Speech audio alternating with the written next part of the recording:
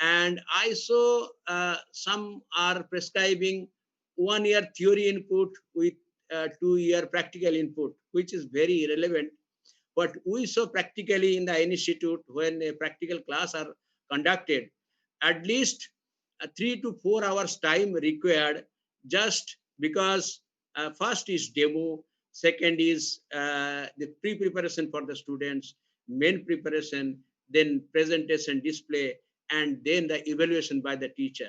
So 2 year input practical is very insufficient. That we have to think on when we will align the courses with other institute and NCHM institute. We have to take care of all these issues.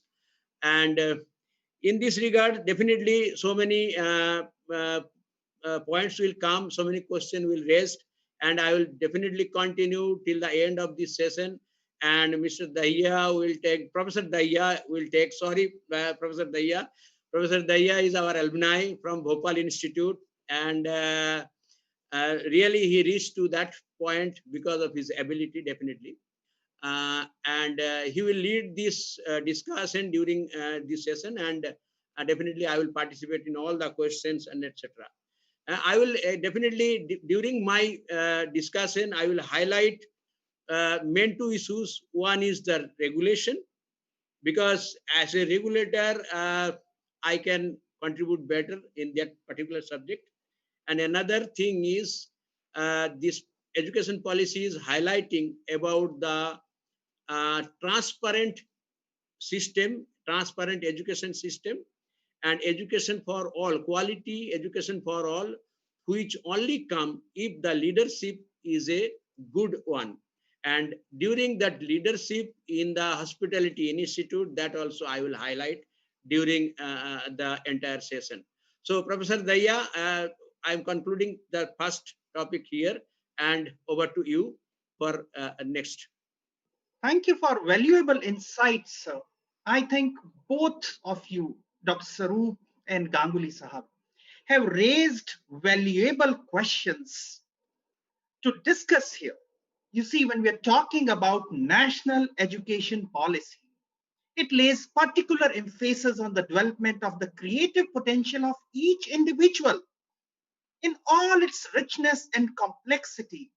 It is based on the principle that education must develop not only on cognitive skills, but also on the foundational skills of literacy and numeracy and higher order cognitive skills such as critical thinking and problem solving, and also social and economic skills, also refer to soft skills, including cultural awareness, empathy, preservedness, teamwork, leadership, communication, amongst others. From here, we move on to a question, that is what success means in context of hospitality and tourism. So we would like to take with this aspect that what success means in context of hospitality and tourism, and how we can move ahead with success. Friends, when we talk about today's scenario of hospitality and tourism, or in general, any area leading to employability, I think a common thing which all youth across India looks forward for is a particular job. In today's world, for any particular job role, there is a particular set of skills that is required. And National Education Policy 2020 fulfill the scope of learning relevant soft skills and hard skills with the help of classroom teaching and industrial exposure. And that has been, in a way, a salient feature of our course curricula of hotel management, may it be National Council or industry integrated programs or AICT. Now, here comes an important question of skills. We need to think about skilling, reskilling, and upskilling. From here, I pass on the buck to Dr. Saroop Sinha to comment on skills, skilling, reskilling, and upskilling. Over to you, sir.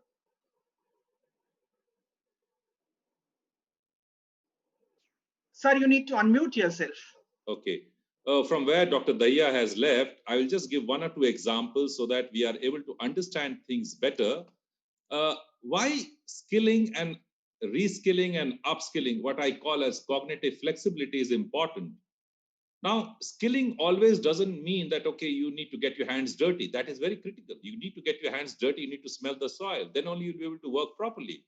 But at the same time, let me give you an example. Suppose if you have visited a hotel sometime in March, and if you visit the hotel now in October, you won't recognize the hotel, first of all. It's absolutely changed. Now, you need to skill yourself. And I speak from two perspectives: skilling from the faculty perspective and skilling and knowledge also from the student perspective. Because if the faculty who is teaching is not aware of the new norms, for example, let me give you examples so that we remember.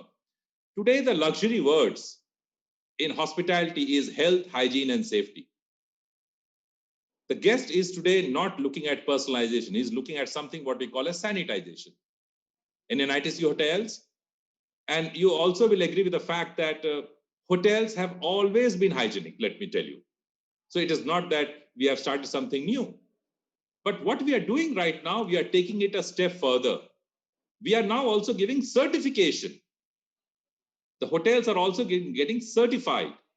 Like for ITC, we have started a program, something called We Assure, which basically promises the travelers a safe stay in the future. And we have also tied up with NAB, National Accreditation Board for Hospitals, and also with DNVGL to give us a business assurance certification. So what I'm trying to tell you is that, do we know these things or not? And I'm sure similarly, other hotel companies are also doing like that.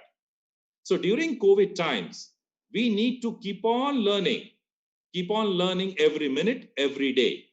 If the day we think that we are knowing everything, I think that's the beginning of the end. I look at COVID as an opportunity. If you tell me, we always used to complain that we have no time. If you look at the last 6 months, we only had time. The next question you need to ask yourself, how have you used it? You will get different answers. I'm not getting into that. So we need to use the time appropriately. We need to be very resilient during COVID times, let me tell you. And I believe that resilience is all about making your organization survive a crisis and ultimately thrive, what we call as VUCA: volatility, uncertainty, complexity, and ambiguity. And all organizations, which includes me and you all together, need to start working like a startup. Very short on funds, but very high on HR power. And that's where skills will come to play.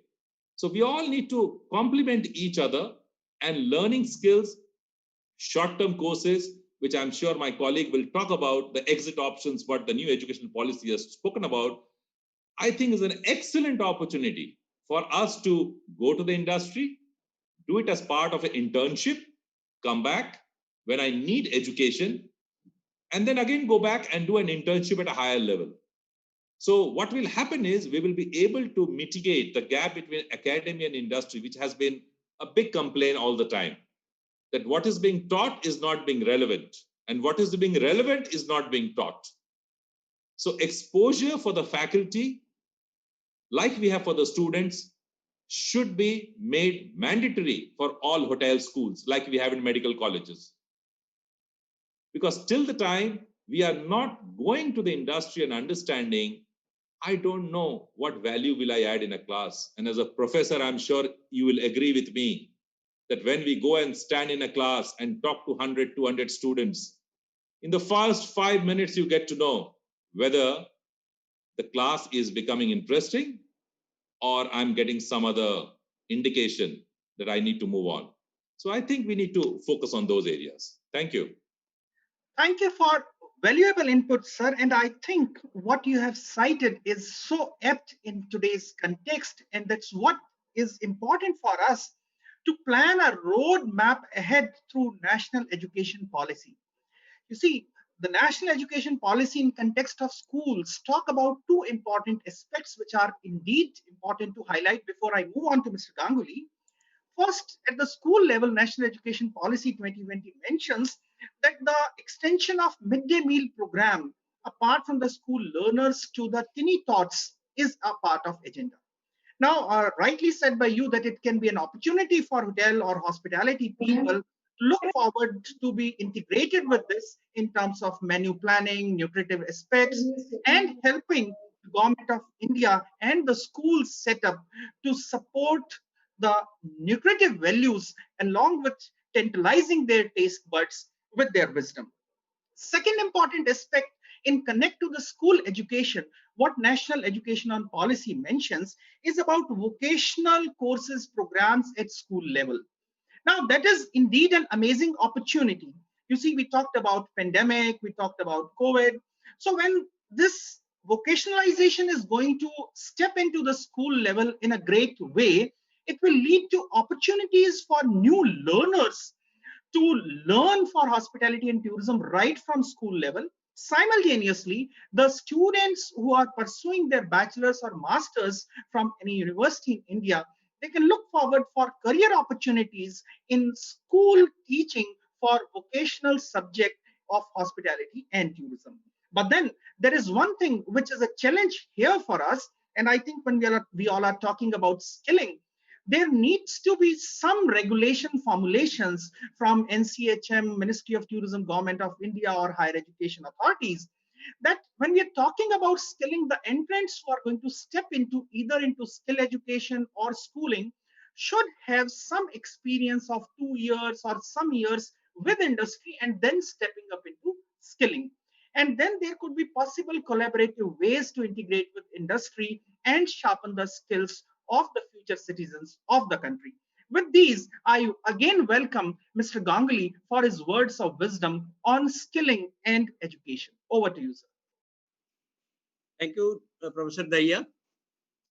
As rightly said by Dr. Sinha, that skilling is always required. Every day, the industry is changing. If we tell about this hospitality or tourism industry, every day it is changing according to the need of the time. Like at the present time, due to COVID, they have changed many ways. So skilling is continuous required for the existing as well as newcomers, and that is the way when one can be made itself employable in the industry or any other allied sectors. So skilling is the main issue and main highlighting points in the new education policy, and for which we have to think about first the which is the occupation for which we want to develop a skill, and accordingly we have to think about what type of skill is required just to achieve that capability into the this newcomer or the existing whoever is working, and that input we have to bring with the help of industry, with the help of expert in the field, with the help of academician. So that way we have to improve the skill according to the need of today and according to the occupation which we required in the industry. So skilling, that is professional skilling, is the main highlighting point in hospitality and tourism education. Rather than even hospitality and tourism education, everywhere, now every sector, the skilling is required, and which is the highlighting point of Government of India also. And this skill, what introduced in this India through this NSQF certified programs, they need to have the entry and exit opportunity in the mainstream of education in academics. That is also one situation we can also advocate on the basis of this new education policy. Those who got a skill of kitchen and worked in the industry for a long time, and they required a qualification for his further betterment in the service life. So he must get an opportunity to join the academics and improve his career accordingly. So that opportunity till now is not there. Hopefully this new education policy will address this. And when this skill is there in a particular person, and he got an opportunity to serve for a particular occupation, that doesn't mean this is the sufficient for his lifelong this occupation. Because when the industry is changing, that means his skill should be reskilled according to the need of the time, and upskill also, what Dr. Sinha was just now highlighted about the upskilling, so that they rise their life in the future days according to the need of the industry, and make their profession more usable and more effective in the industry. So that is the actually skill we have to think about while making the curriculum, and this synchronizing the this tourism and hospitality study with all stakeholders here with NCHM Institute as well as the IICT approved institutes. So Professor Dahiya, next is yours. Thank you. Thank you, sir. Just a minute, Professor Daya. So we have another 15 minutes with us. We'll continue our discussion, three of the experts. So we will discuss these issues for another 15 minutes. Then in the last, we will have 10 minutes for the question and answer. So just wind up your discussion in 15 minutes. Thank you. Sure, sure. Thank you for giving us a timely information on this. I think what Dr. Sinha and Mr. Ganguly has talked about, it's right time to talk about entry and exit with certification. When our candidates enter into a 3-year graduation or 4-year degree program of hotel management in any college or university in India, presently there are no options for it. And the new education policy 2020 talks about giving them a 3 to 4-year multidisciplinary undergraduate program. So one can go for a 1 year with a certificate, 2 years with a diploma, 3 years with a bachelor's, or a 4 years with a bachelor's degree.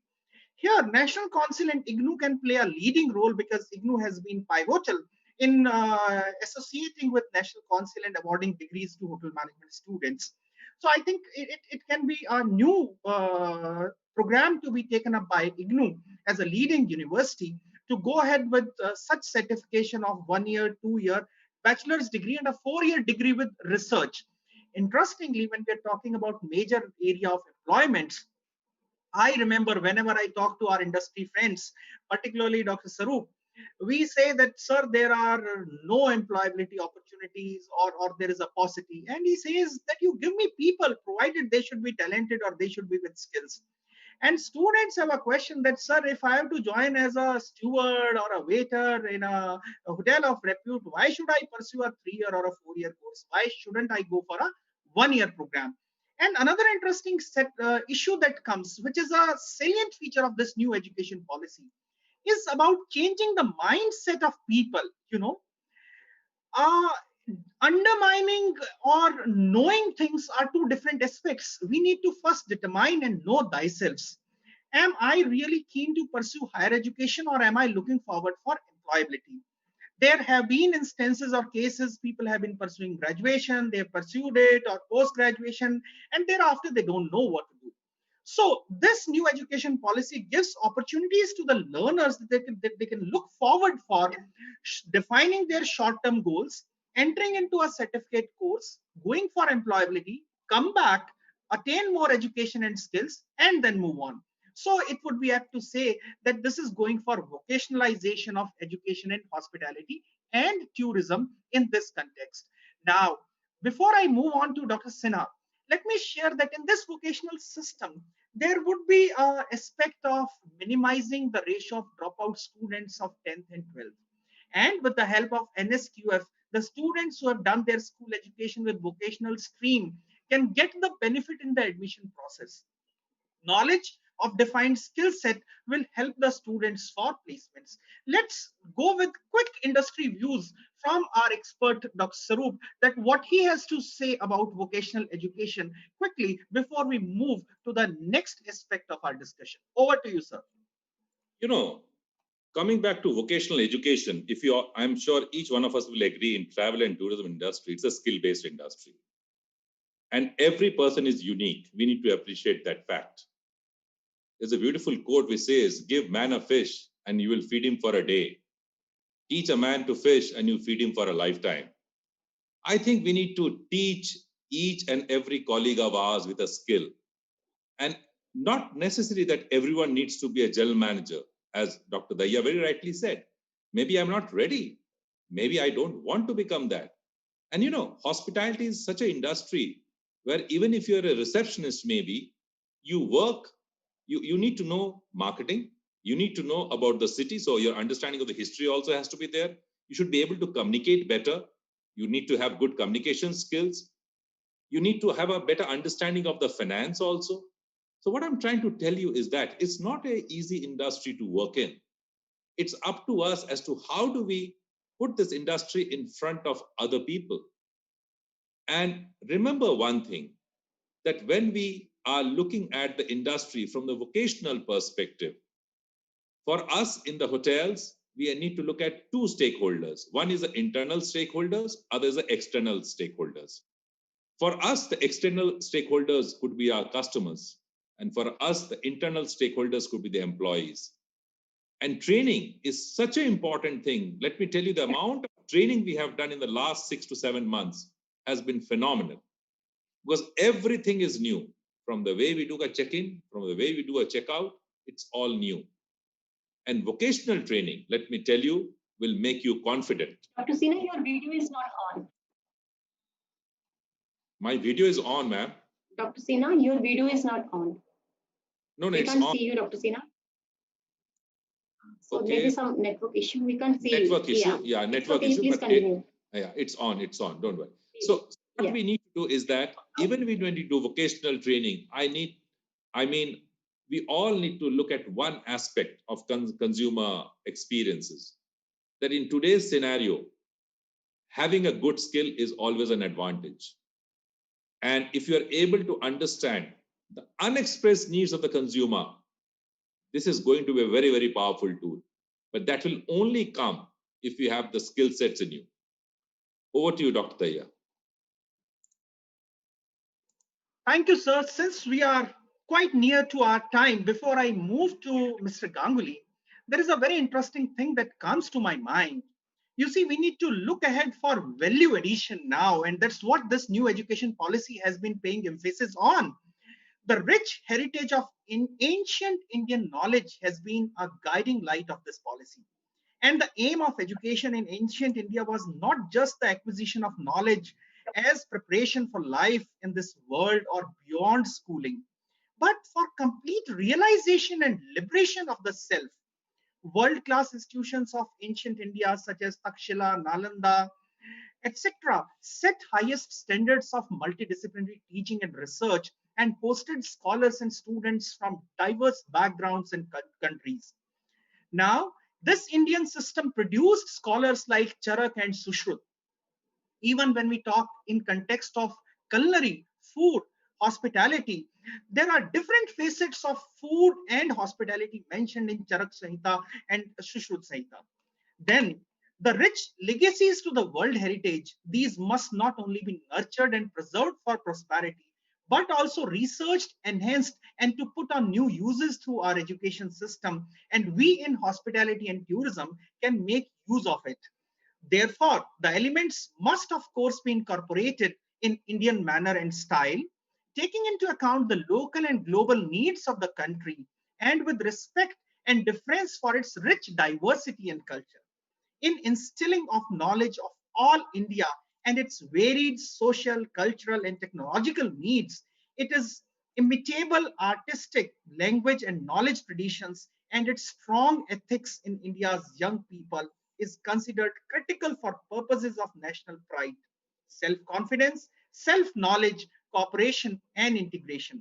And thus, consequently, it continued progress and ascent.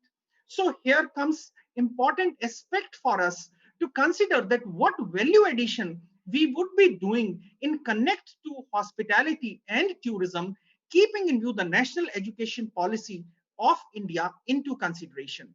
So I think my colleagues in this forum will agree that we may include offering academic choices like Indian food history, research, creative thinking, life skills, sciences, health and nutrition, technology, soft skills, and regional languages.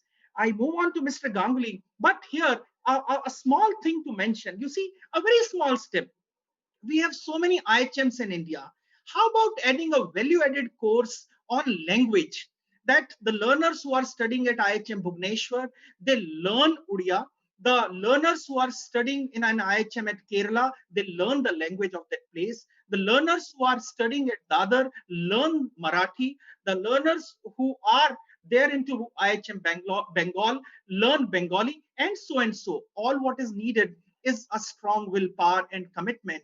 What maximum do we require is to add on a language teacher to it who can give a value added input in an organized way. In any case, the learners who are going to the different diverse places, unity in diversity is the beauty of our country, they were compelled to learn that culture and language. If we can formulate it in an organized way as a value added approach and offer these choices, this in multidisciplinary approach in higher education can be promoted. Over to Mr. Ganguly for his valuable inputs, and then we move ahead.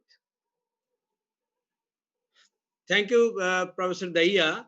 You rightly said that new education policy also highlights about the local language or Indian language, promoting Indian language. So regarding the soft skill, that will be the one most value addition in the hospitality education in India.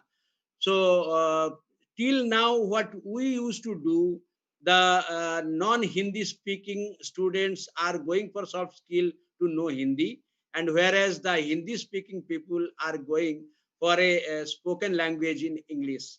So that is the only soft skill presently we are imparting to the students. So if we go by the new education policy, it advocated the local language. So exchange of language in which state the institute is, if the local language is taught for the students, that will be a most valuable addition for the students, and to know that this diverse India better by the students. So when the students community are knowing about that this diversified Indian old cultural heritage, so that will be an value added education for them, and that will help them to serve during their industry working period. And I must say that Indian culture and Indian cultural heritage that is omitted from our part. Might be in the tourism education it is there, but hospitality part it is not there. So once the point was also raised before this education this bill came, new education policy came, about the little input at least should have to the students of hospitality about the tourism, about the culture of India. Because ultimately, when they are joining hospitality industry, so they have to serve with the visitors, with the tourists, with many of the newcomers in the hospital. So that means that required a little bit of knowing about the culture, tourism, and heritage of the country, so that they could be convinced the newcomers, the hotel visitors. Mr. Professor Dahiya, please. Thank you, sir, for your valuable inputs. And it's time to move on to Dr. Sarup for his insight on, apart from value addition with multidisciplinary approach in higher education, what different aspects can be taken.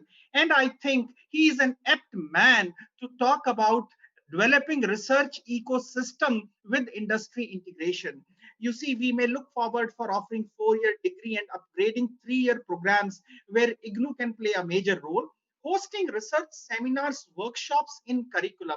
And that 4th-year program can be having some research inputs and workshops, developing industry linkages. I'm happy to mention here that there is a skill university of government of Haryana in Palwal. They have launched a very interesting skilling program on Indian sweets and have tied up with an industry partner, and the learners learn about making of sweets. How about exploring innovations and looking forward for such ideas?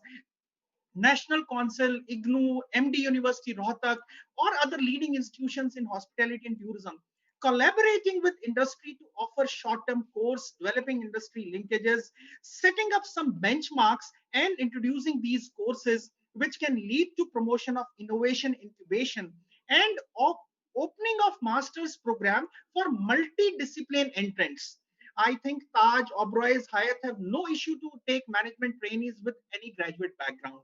So we shouldn't stop the entrants to come to master's degree in hotel management with any background. So I think IGNOU, MD University, Rohtak, and other universities can look forward for launching one-year master's program, keeping in view the national education policy, offering an entry to multidisciplinary entrants for this. And here would be a need for Center for Excellence to nurture those faculty members. So over to Dr. Sarup Sinha for Center for Excellence and Entrepreneurship about his views in context of hospitality and tourism. Over to you, sir. Dr. Sinha, before you start, actually we are left with last 10 minutes only, so we have to take few questions of the audience as well. So Dr. Sinha, you just wind up in 2 minutes, so let us take the questions. No. Well. I will just wind up in 1 minute and I'll take your question so that you don't miss out on your. Thank you.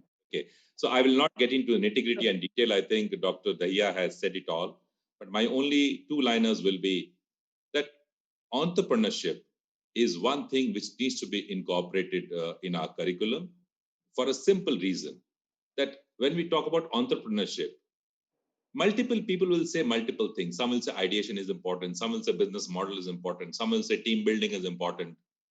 But every research has one thing in common. It's all about timing. I think the timing is right now. There is no better time. And as Dalai Lama very rightly said, there are 2 days in the world when nothing can be done. One was yesterday and one is tomorrow. So whatever has to be done today only. And while talking about value addition, I think Mr. Ganguly spoke about value addition. I would just like to quote Brian Dyson, who was a former CEO of Coca-Cola. In one of his speeches, he said something very beautiful. I thought I should tell all of you. He said, value has a value only if its value is valued.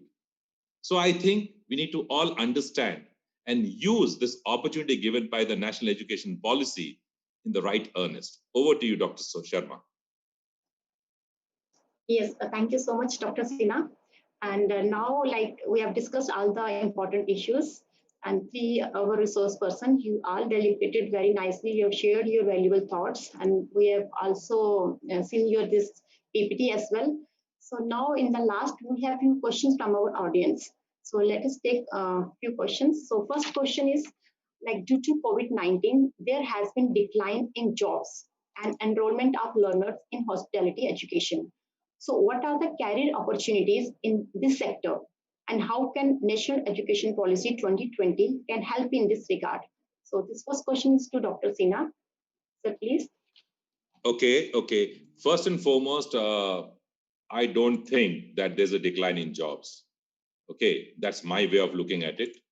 I look at this from ITC Hotels perspective. We had committed a few management trainees to join us, and they'll be joining us as soon as all the hotels open. We are also opening 2 hotels in Ahmedabad in the next couple of months, 400 keys. And if you look at, go to our website and look at it, we have beautiful plans for hotels coming up in the next 4 to 5 months. You know, there's a beautiful quote by Simon Sinek, who is a motivational speaker, and he says, optimism is not the denial of the current state. Optimism is the belief that the future is bright. If you start thinking that there's a decline in jobs, I don't agree for a simple reason. If you are a brilliant student, if you are a brilliant hospitality and tourism professional, there's no problem for you. This could be the problem for maybe the ones who are not that bright. So there is an opportunity, and I said that resilience has to come in. But if you look at the data of UNWTO, there is a challenge that there will be a degrowth of about 58 to 70% of the global traffic, which is a fact. But let's look at the positive side of it. Why look at the negative side only? The positive side is that we have almost 24 million outbound Indian tourists.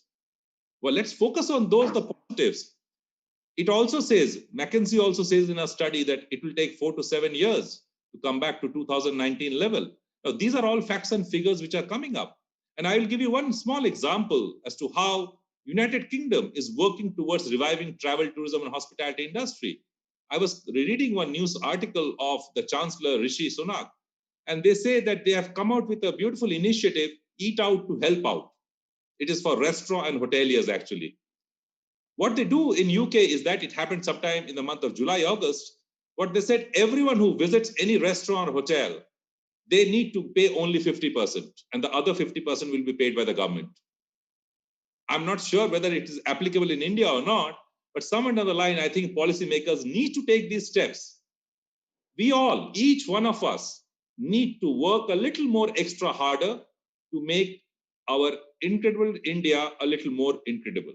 And I want to remind each one of you and listening to me right now, domestic tourism is something every panel member will talk about. And if you go back and look at the YouTube channel and listen to our Honorable Prime Minister, he spoke from the ramparts of Red Fort in 2019. And he said at that point of time, I quote our Honorable Prime Minister, he said by 2022, before India celebrates its 75th year of independence, I would like to request all of you to travel to at least 15 local destinations. So my question to you is that if we start traveling within our country, hotels will do well. And if hotels do well, where is the problem of jobs? It's all about mindset. We need to understand that we have a vast bank created by our ancestors. We have to reimagine incredible India. And as Dr. Daya was talking about yoga and Ayurveda, I think we have a rich heritage. We need to just use them in the right manner. And to conclude, I will just tell each one of my colleagues who are listening, remember, a future unwritten is a future of opportunity. And uncertain times are actually a catalyst for reimagination. A smooth sea never makes a skilled sailor. This was a quote by Franklin Roosevelt, the US president. Because only when there's a storm, the sailor is able to use his or her knowledge, skill in the right way. So it's good that the storm has come. It's good that the storm is there for some time. But the good thing is that the storm will go away and we have to coexist with COVID-19. That's the way of life we have to look ahead. Today, we are all connecting through Zoom.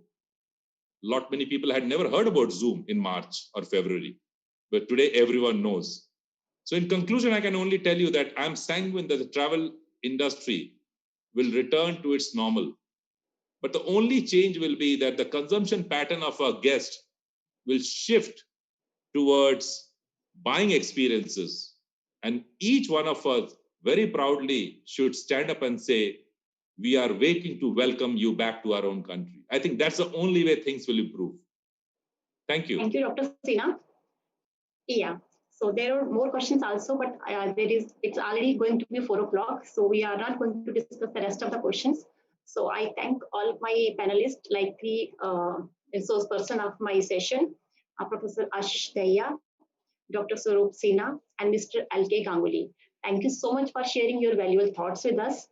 And I special thanks to, I give my special thanks to our Pro-Vice Chancellor, sir, Professor R.P. Das, sir, who is there with us throughout our discussion. So thank you so much for sparing your valuable time and giving us this opportunity, because sir was the main motivation to organize this webinar.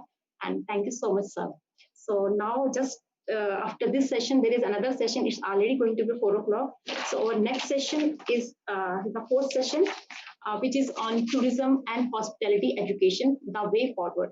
So Dr. Akoisam is the moderator of the next session. So I request Dr. Akoisam to take over the session. Thank you so much. Thank you. Thank you.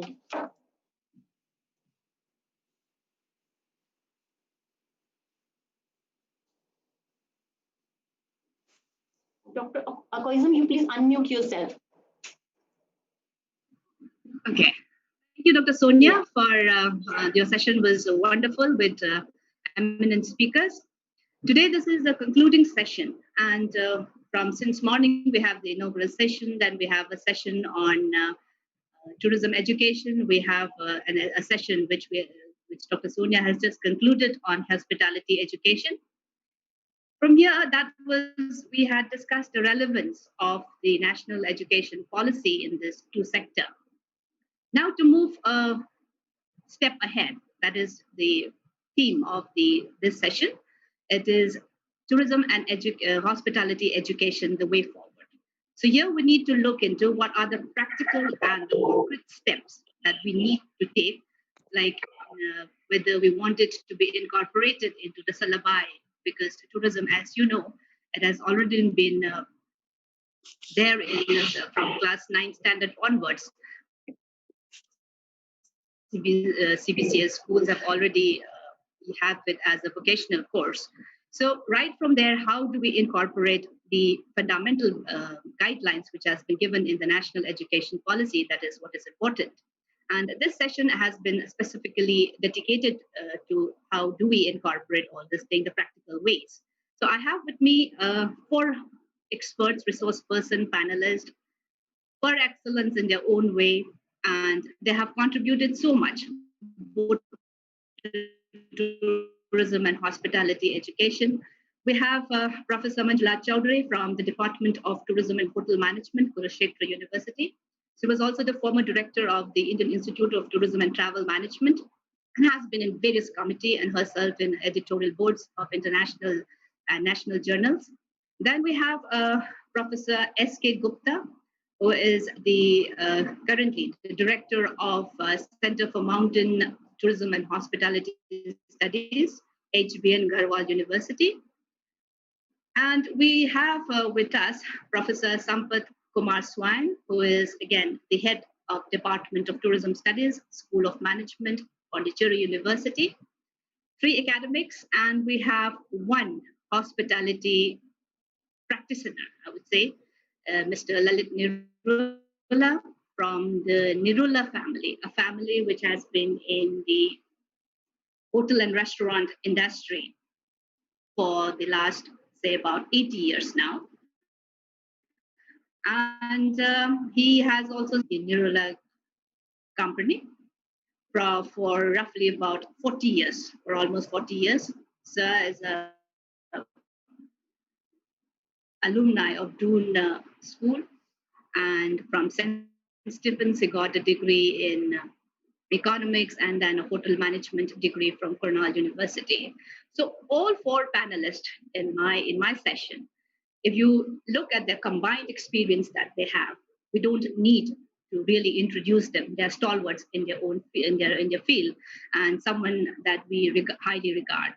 So there have been in committees, be it syllabus structuring committees or Ministry of or the Government of India Ministry of Tourism. They have this think tank force or task force for human resource development.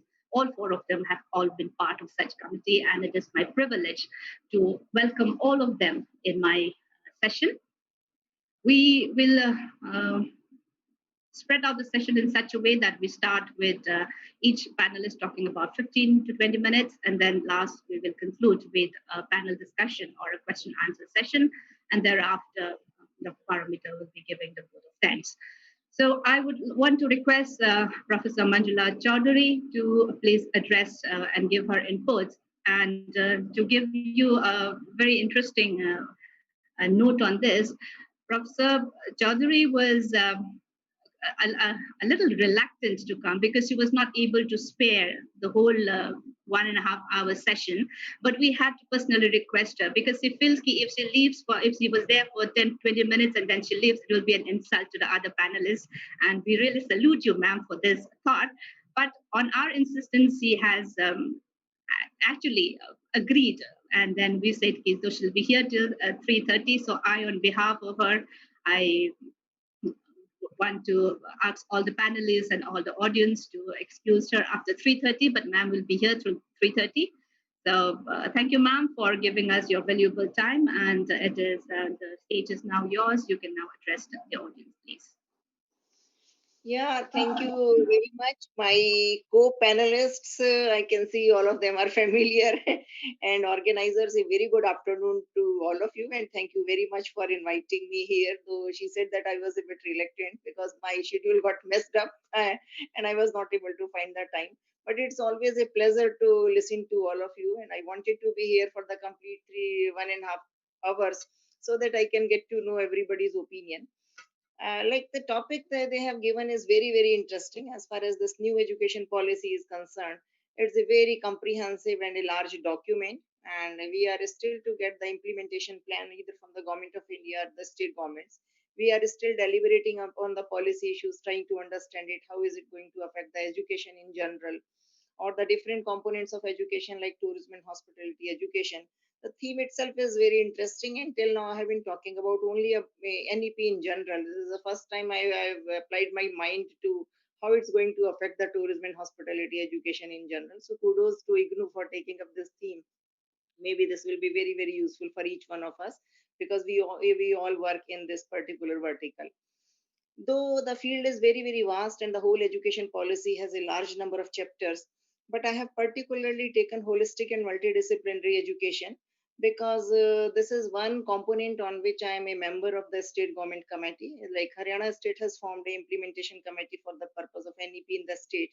So I'm associated with one particular dimension. So I've been reading about it and I have been deliberating about it, how this holistic and multidisciplinary education, that this can be incorporated into the tourism and hospitality education or education in general. And then while reading about it, I developed an idea that this is more required in tourism and hospitality education, which is very, very silo based. Like people belonging to this discipline don't interact with people from other field.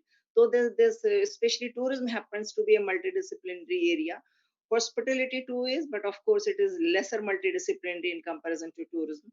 So I will talk about how this insistence of the government, or how this plan of the government to make all education multidisciplinary is going to affect hospitality and tourism. Will we be diverging from it, or we will be focusing more on the core areas, or we will be able to bridge all the things together? So these are the things that requires deliberation. So first thing I want to discuss here is, till now education, that is about the silos. Till now education has been planned in silos. So you have hospitality 1, tourism 3, second, and then management 3, maybe anthropology 4.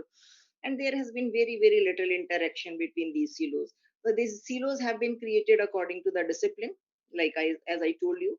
And these silos have been created in a different manner. There is vocational education, then there is professional education, then there is traditional education.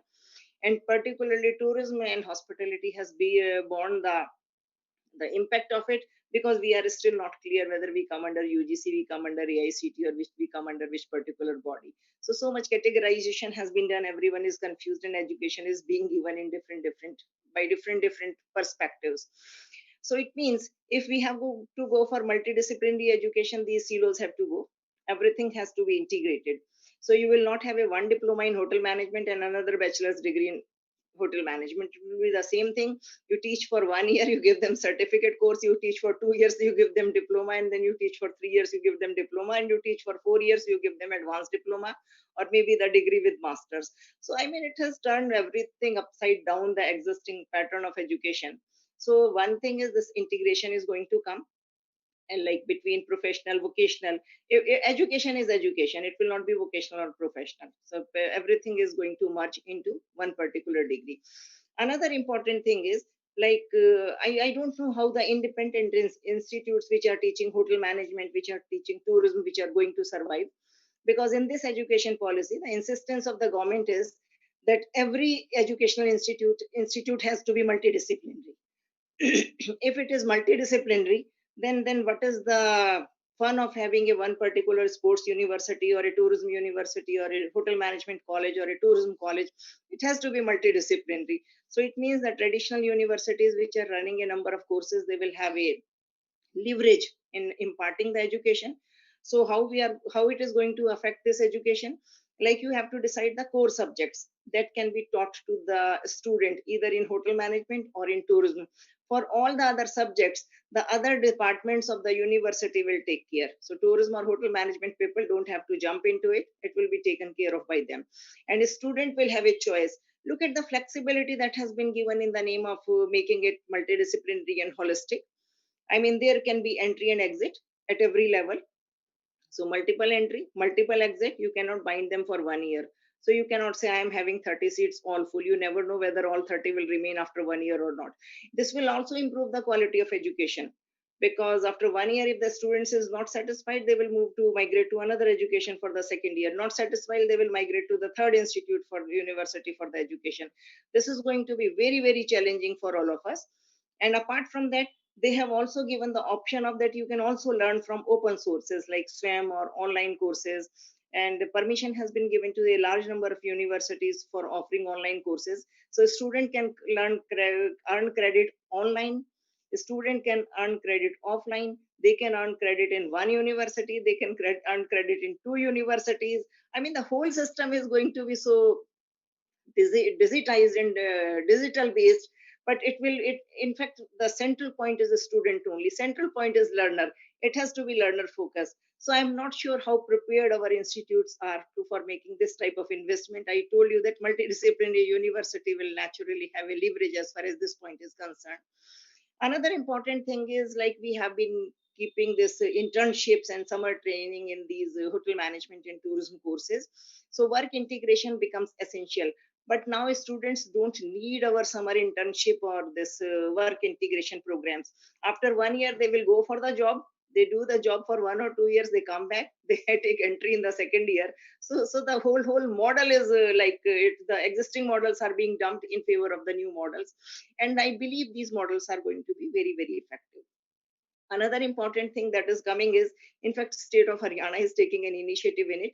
They said you make all the education in the blended mode. There should be nothing online or offline. It should be blended mode. You decide about your curriculum. How much of the curriculum is self-learning, which is possible. You identify it, tell the student, read it yourself, supply the study material. After that, identify how much is the guided learning, where a teacher will teach and then the students will learn. And third is also decide how much is the lab-based learning. So the whole curriculum will be divided into three components, and fourth component is how much they will learn from the open learning platform. So it means you don't have to keep them into the classroom for the complete 1 year from 9 to 5 o'clock. It will be a lot of flexibility. They will say, look, 30% I can learn myself, 30% you teach them, 30% lab based I don't need. I will learn it when I go to the hotel for the purpose of working or a travel agency, and 30% I can learn from open learning. So I'm not sure how many of us are prepared for this, but then we are still working on it, and I hope, like, my presenters are there. I can notice Dr. Das also, who is smiling at the type of changes we are going to see. So maybe we have to prepare for that. But apart from that, the one thing that is very, very important, and I think I have always given importance to this in education, we should never forget the basic purpose of education, whether it is hotel management, it is tourism, it is management, or it is physics. Here, I will request all the participants who are joining this session, please read some of the this UNESCO documents on education. One is learning to be, another is lifelong learning, third is about the liquid learning. So this learning to be, this is the holy grail of philosophy of education across the world. This document was given in 1972, and it says the purpose of education is learning to become a good human being, to be able to think, to be able to decide. So whatever education we are reading, learning to be remains our main motto. And then it gave a second document after some time, it was a lifelong learning. And we are seeing that lifelong learning is happening all around us. And so it means when you do the bachelor's degree or master's degree, education doesn't end. You take a job, after some time the world changes, and then you start learning. Who can know better than us teachers what lifelong learning is? We were not prepared before March 2020 for this type of forum on which we are present now. We have struggled, we have all learned, we have become fairly proficient. So this is lifelong learning. If the environment changes, so keep learning. So this is another important thing that has to be built into the educational framework whenever we talk about holistic and multidisciplinary education. And third is, of course, the liquid learning. This also happens to be like my favorite concept as far as learning is concerned. It says learner is a fluid learner. So he can learn from anywhere. Don't force learner to learn only from the classrooms, and don't force him to think into the narrow confines of the curriculum. Give a learning environment to the learner. So if you are able to provide a good learning environment, there is no reason that people will not learn or students will not learn. Now what has been happening till now is we have been too much lecture oriented, classroom oriented, curriculum oriented. This new education policy is trying to disturb all this thing. It says learning is beyond curriculum, learning is beyond classroom, learning is beyond structures, learning is beyond lectures. So please give a good platform, good environment to the learner, and let the learner learn. So these are the some of the things we have been deliberating upon and we have been discussing as far as our education is concerned. And I hope from the inputs of my co-panelists, we will be able to frame some definite plan through which we can do like how we are going to for the development of education or a development of a model for implementation of NEP as far as hospitality and tourism education is concerned.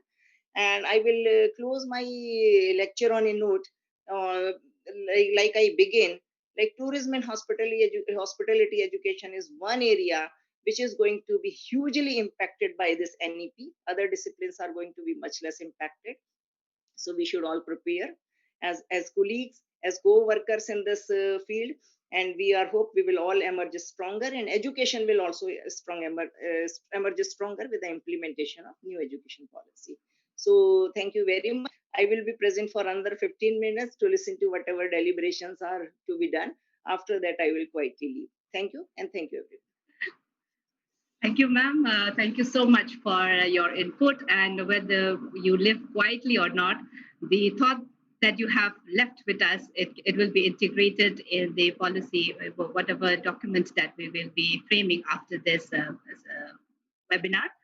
And what I really liked about you is you have talked about the holistic, multidisciplinary format and bringing in even the UNESCO documents of lifelong learning, because we are all lifelong learning, like you have said, in the liquid learning, which is a very relevant concept, which has come up in terms of the national education policy. In IGNOU, we have been following this even in our core tourism curriculum that we have for the BTS program. We have courses in languages from other schools. Then we have courses from science, foundation in science. So in a way, we have been going along this national education policy. So I would say it was more based on what IGNOU has been doing and then diversifying to the whole country. Thank you so much for your input. Now I would request Professor Sampath Swain to give his inputs, valuable inputs, so that we can learn from your experience that you had in all these years. Professor Sampath Swain, please. I must compliment the IGNOU under the able leadership of the Pro Vice Chancellor Professor R.P. Das and his able team for organizing this webinar relating the impact of new education policy with the tourism and hospitality education. And most respected Professor Manjula Madam, Professor Sivakumar Gupta, and the legend in the hotel and restaurant business, Mr. Nirwalaji, and all other panel members, and Akoy Jama. Let me start my presentation or talk or conversation from how tourism can contribute to the economy of a country. So, because if you look at the contribution of tourism to the GDP, it is revolving around 5.6%, and the contribution of tourism to GDP should have been more than double digit if you compare to other countries. And when we look at the employment, it's almost 12.37%. That means more than 1/10 of the total employment of India. That means this is an industry, this is a sector which is potential to be developed, expanded, and this particular sector can bring about significant changes and transformation in the nation building. The question is how tourism can contribute to the nation building, how tourism can contribute to the economy of a country. So therefore, the issue is how national education policy, or I may sometimes say open education policy or liberal economic policy. This particular policy has opened many challenges, not only to the institutions, but also to the students and investors in the education. Because this is a cafeteria approach. Whoever will be able to sell the product with appeal and with good package and programming, so there will be takers of the course, and the program will attract them, they will join it, and they will get employment. As whichever the institution will not perform, they will perish. This particular education policy has opened a particular challenge: perform or perish. That is applicable to both institution and students, scholar and faculty members. So because there was a time public institutions used to play the dominating role or monopoly role. They had a say in the curriculum development, curriculum design. They used to influence the education system, and private sector used to listen to them. So the new education policy, so affiliating institutions will be the award giving institutions now. So university will be the unitary one. So the role of the university will be restricted to the academic, not to the affiliating, and many things.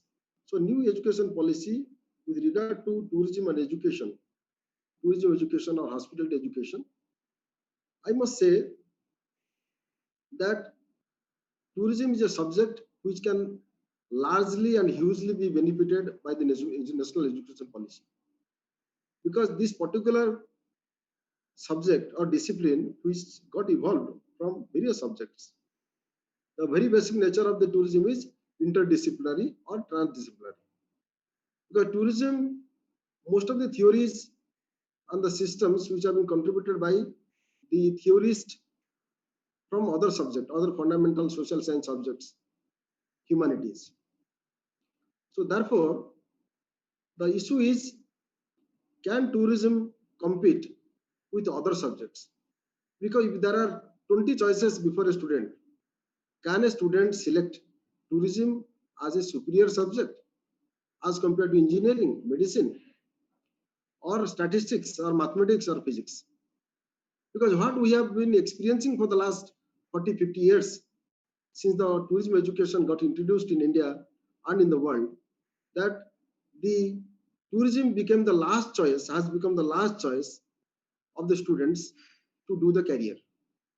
When we get the students, those who have the last choice to do the career, how do we expect them the bright outcome from the students when the tourism becomes the last choice? Barring the IHM, because when IHM started opening in India, IHM used to attract talents at par with other choices, career choices, that point of time. So this is one of the challenges that we should ponder over and discuss. So where will be the position of the tourism education, hospital education, vis-a-vis the education, the other sectoral areas like engineering, interior designing, architecture, so on and so forth? Can we attract, can we entice the tourism students with the wonderful career of the tourism? That is one of the challenges that national education policy has thrown up.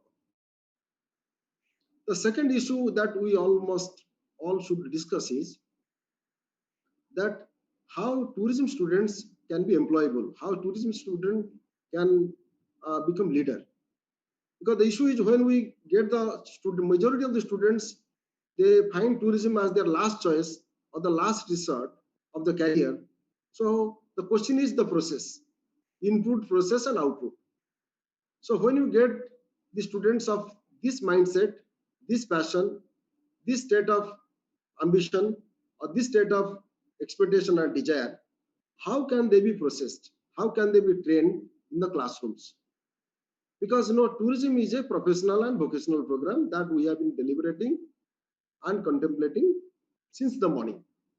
So therefore, can tourism subject or curriculum give more emphasis on activity based or field based or internship based than the classroom?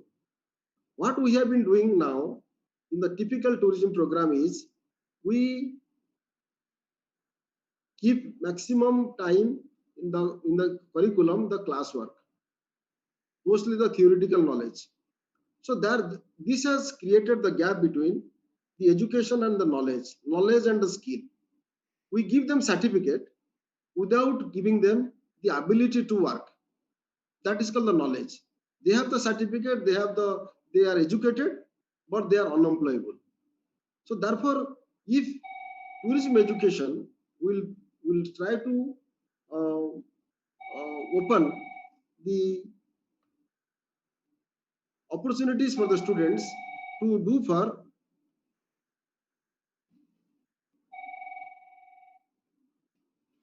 I'll come after 10 minutes, sir.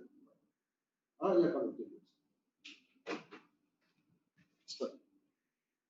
Sorry, there was a call. So therefore, this is it requires more emphasis on activity-based, field-based, and then another opportunity this new education policy has given that the multiple entry and multiple exit. This will start from the graduation to the post graduation. So we almost welcome and appreciate the policymakers, those who have formulated the new education policy or national education policy. The multiple entry and multiple exit system will hugely and largely benefit the students, because students, those who opt for a career in tourism, generally they can the first 1 or 2 years they don't get motivated. So in order to, when they don't get motivated, so they can opt it out, they can exit, they can go to the industry, they can work, and they will get motivated and they will be empowered. So this is another aspect that new education policy has included or highlighted or emphasized upon. So because the issue is now this is to be implemented. So after the implementation, then we will all experience or witness what are the changes or what are the modifications, amendments are required to be done. The third aspect I must highlight upon is how the inclusivity or the integration can be included or can be introduced in the tourism program. Let us not look at the tourism in isolation, because when I started speaking, I used the word called cafeteria approach. Must be for the implementation of the new education policy or national education policy, that many premier institutions and universities started the choice-based credit system. In the choice-based credit system, students, they have the option of opting out the soft core and they take the other courses from other departments which will help them in increasing their employability. For example, the foreign exchange management, for example, business analytics or the statistics. So therefore, this choice-based system and multiple entry and exit, all these things will help the tourism education. Students, those who want to do the career in tourism and hospitality education. So then I must look at the demand and supply side. There is a definite disequilibrium between demand and supply. There is a huge demand for the skilled workforce from the industry, from the hospitality, travel, airlines, event, cargo, and many other sectors. The supply side, if you look at, institutions are unable to provide or send the skillful or employable graduates or manpower, because because this particular policy would certainly find the gap, and the gap can be addressed, and demand and supply gap can be addressed. Because when there is a huge demand, and the supply side also to meet the demand. So education institution has a much greater and critical role in imbibing or in inculcating or changing the pedagogy system or teaching learning methods, so that students can be more skillful, employable, they can be more empowered, they can have the ability to learn and work. So we should not send them with certificate. We should send them with the certificate and with the skill and employability, so that they can work. This is one of the aspects which education policy, probably in the next down the line, because the title is way forward, next 5 to 6 years or 10 years down the line, we all of us would see there will be a change in the supply side, supply of the human resources from the institution, and the expectations as a demand from the institution like ITC or like the Taj, or you can say Thomas Cook, or you may say premier multinational corporate houses in the tourism and hospitality sector, because their expectations and the way the graduates are prepared in the institution, there is a huge gap. Probably this new education policy would address it, and all educational institutions would certainly try to evolve the curriculum, which will be industry centric, student centric, activity based centric, and more importantly, the students should be linked with the culture and nature. Students should be linked with the culture and nature. Students should be taught in the airports. Students should be taught in the hotel receptions. Students should be taught at the destinations, and students should be taken to the particular events. So it's more activity based than the classroom. That I have been emphasizing upon. Certainly, there will be many constraints as far as the institutional, because many institutions may not have the competitive advantage, may not have the space, and that I have already told you, all of you, that the institutions which will have the competitive advantage, institutions which are committed to preparing the graduates with commitment, so that these institutions can excel well, and those courses can also sell well. So because there are certain limitations in the tourism and hospitality education as far as the employment scope is concerned, because industry does not pay well. When industry does not well, barring apart a few or a handful of industries in the hospitality and tourism and travel sector, many other tourism organizations, they don't pay as per the expectation of the students. That is one of the issues to be taken care of. Another issue is, I must say, that tourism graduates, what they possess, because this particular education policy as far as India is concerned, because most of the curriculum should include more on the product knowledge, the knowledge on the culture, knowledge on the heritage, and at the same time, the students should look at from the perspective of how they can lead the business, and how can we create the entrepreneurial opportunities, because most of the curriculum is designed to create the managers, not the leaders. So therefore, the curriculum should be designed in such a way that the student can start finding the opportunity in starting some business on their own. Initially, they may not do, but there will be a commitment, there will be a passion, and there will be interest in them to start the new businesses. So in the end of the program, the student should be employable. The outcome, as I told you, input, process, and output. The role of the institution is very significant and very critical and very pivotal, I must say. So institution can transform a student and through the processes. The processes is teaching, learning, the pedagogical system, curriculum, and students should be taken to the field, and there should be there must be life examples and case-based discussions. Then only students will come to know what is the real picture, real problems, real issues, or real challenges in the tourism sector. So at the same time, let me because most of the time we focus on the frontline workers, because as I told you, more than 7% of the workforces in the tourism, they work indirectly. They are the passive workers. So that how their capacity can be enhanced. I must appreciate the IGNOU for introducing the online certificate programs. In the pandemic time, they have introduced the online certificate program, and this particular online certificate program would certainly attract the frontline workers. The workers means they constitute 8% of the total workforce, total employment in the country, and more than 70% of the total employment that tourism generates. So therefore, the short-term courses, crash courses, and certificate courses would certainly enhance the capacity of the students, or capacity of the aspirants, or capacity of those who are very passionate to do the career, to start the career. Once they get motivated, certainly they may come to do the courses either on the open learning mode, or they can come, take the off from the job, they can come to the institution and they can join.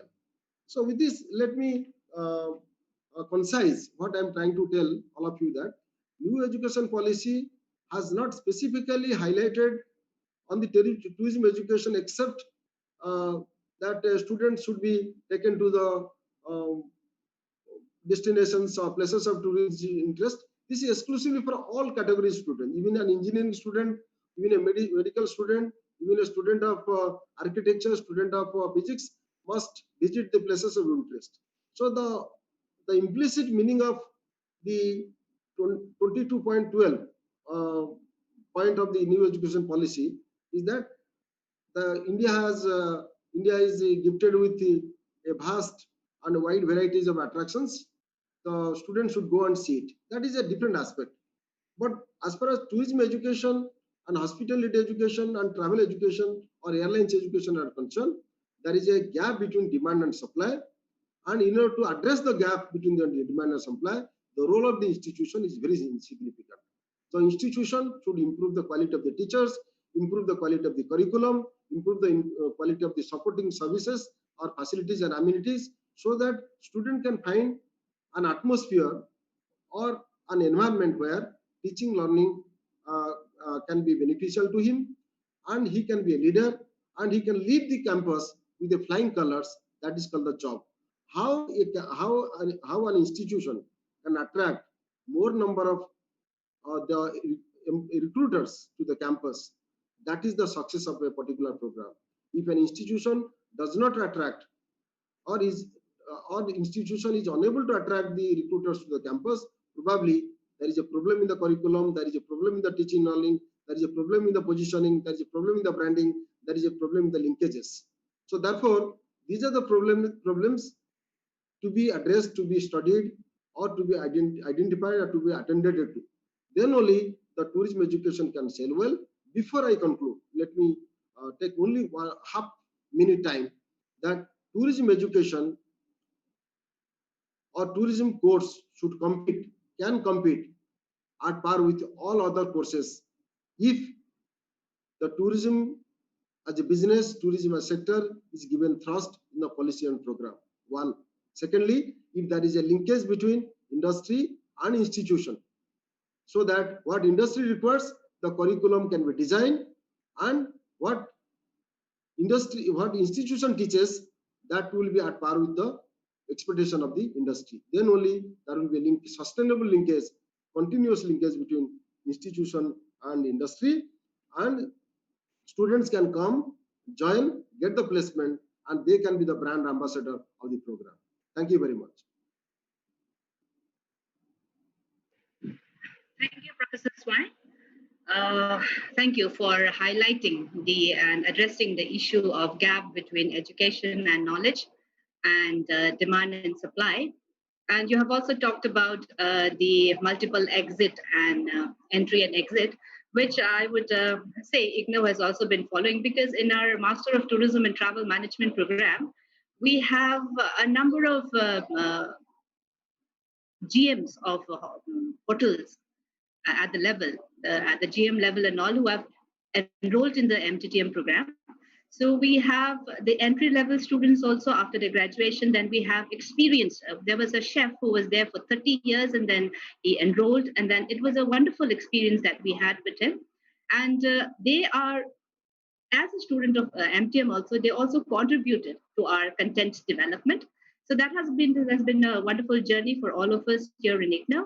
And you have also reiterated the fact that the best will survive. Only the best will survive, because there is with the national education policy, it is going to disrupt, like Manjula ma'am had said, the entire pedagogy of how we impart the learning, teaching and learning process. And you have also talked on that line. And it has been a wonderful insight from your side, and you have been there since morning. So thank you so much for giving us your valuable time. I would now request Professor S.K. Gupta to please give his insight into the theme of today's session.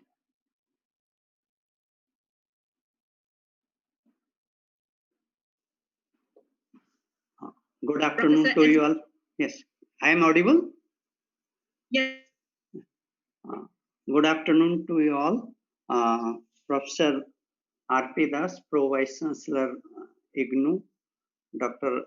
Akoijam, Professor Srivastava, Director at THM, then Sri Nirulaji, Madam Manjula, who has left, and my friend Professor Sampath Swain. First, let me congratulate and the IGNOU to choose such a very important topic of discussion, particularly towards tourism and hospitality education, which is evolving and evolving, keep on changing, because it's not a very, it has started in 1990, but still it is a new discipline, keep on changing, lot of inputs are, and lot of confusions are there about tourism education, hospitality education, certificate courses, correspondence courses. Then, so it's a, again, now we have a big challenge before us in the form of NEP. And why this NEP, what are the circumstances which led to this development of NEP? It is a long due, because the last education policy was in 1992, after 34 years, and that this policy has been declared by the government, and it's a wonderful policy document. But let us see how it will be implemented properly or not. If you see the background of this policy documents, if we see in Indian current scenario, around 500 million population are in the age group of 5 to 24, and the average population of India is around 29 years, and around 550 million workforce, excluding higher education, they are without any formal training and education in that sense particularly. And if you see the documents of UNICEF, 47% of the Indian youth don't have the adequate education skill necessary for the employment. And even the government recent skill gap analysis, it says that by 2020, we need around 109 million skilled workforce that is needed for this. So such a huge population, youth populations are there, and it is a big challenge, huge challenge to give employment to this population of India. And for that, there is a paradigm shift in the new education policy from our earlier two education policy, to give more thrust on employability and to remove the rigidity in the system, and so that people can work, they can, in the meantime, they have the freedom to get the course done, or through some either regular mode or flip blend education, or through open learning systems in that. Because if you see the earlier system, it is not there. You have either technical education or you have strictly regular mode, private mode. There is a lot of restrictions are there. Even the degree you find it is BA private, BA regular. So this kind of distinctions are there, and they are branded in a different way also, that way. And this new education policies has identified those gray areas in the education system, and they try to address those gray area. All those gray area, some of them I want to highlight, is like that the limited institutional autonomies are there. You have the specialized rigidity is there, so that these multiple entry system and exit system came into existence. Then there is problem in governance also, regulatory ineffectiveness are there, and since large affiliating universities are there, and they have the problem of low standard of undergraduate systems are there, because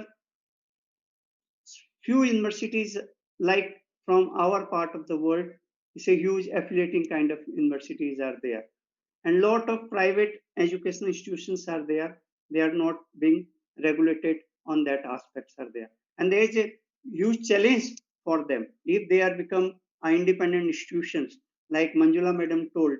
Then how they will survive, or how the things change.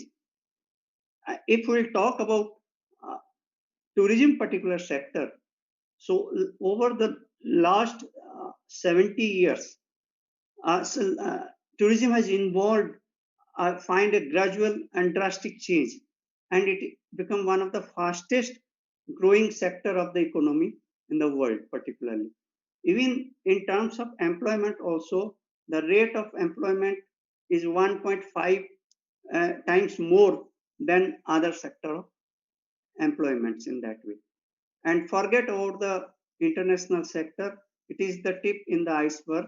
Domestic sector has a huge volume in tourism development are there. If you see the statistics, in Indian domestic is more than the population of India, is around 1800 millions are there. And there is a fear, if everybody is talking about that it is worstly affected by this pandemic. And you see, even if the unlock period is over, I was seeing the volume of revival of domestic sector on October 2nd, 3rd, and 4th.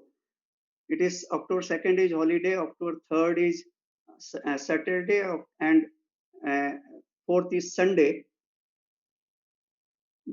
All the hotels in Mussoorie and Nainital are packed in spite of all the restriction of the pandemic. If I talk about the Badrinath and Kedarnath, government has restricted that only 1200 tourists are allowed with the permission of e-pass from the government on October 2nd, 3rd, and 5th. So 2500 in such a difficult places, domestic tourists are visiting to that kind of places. So, and government has to revise that restriction. This is the time where there is no freedom of movement is there, and people are fearing that tourism will not be possible during this pandemic or up to January and this way. So I'm just quoting this example that how tourism can revive and what is the potential of tourism and what is the job potential of tourism in India. Now coming to the tourism education particularly, when it started the tourism education, all the faculties and the departments are not well equipped. So you have teachers from history, you have teacher from geography, because it has all components are there. Economics, history, geography. Then you have some core subject of tourism. You have management, you have commerce. Each and every component of subjects are there in tourism education particularly. No, but when tourism education started, prior to that, you have hospitality education, and that is been confined to NCT, National Council of that. Diplomas are there, then it has converted to degree levels of education patterns are there. If you see the current scenario prior to NEP, almost 60 universities are running both undergraduate and postgraduate program in tourism, and they are either in tourism or hotel management, and majority of the university are also running the post-graduation programs are there.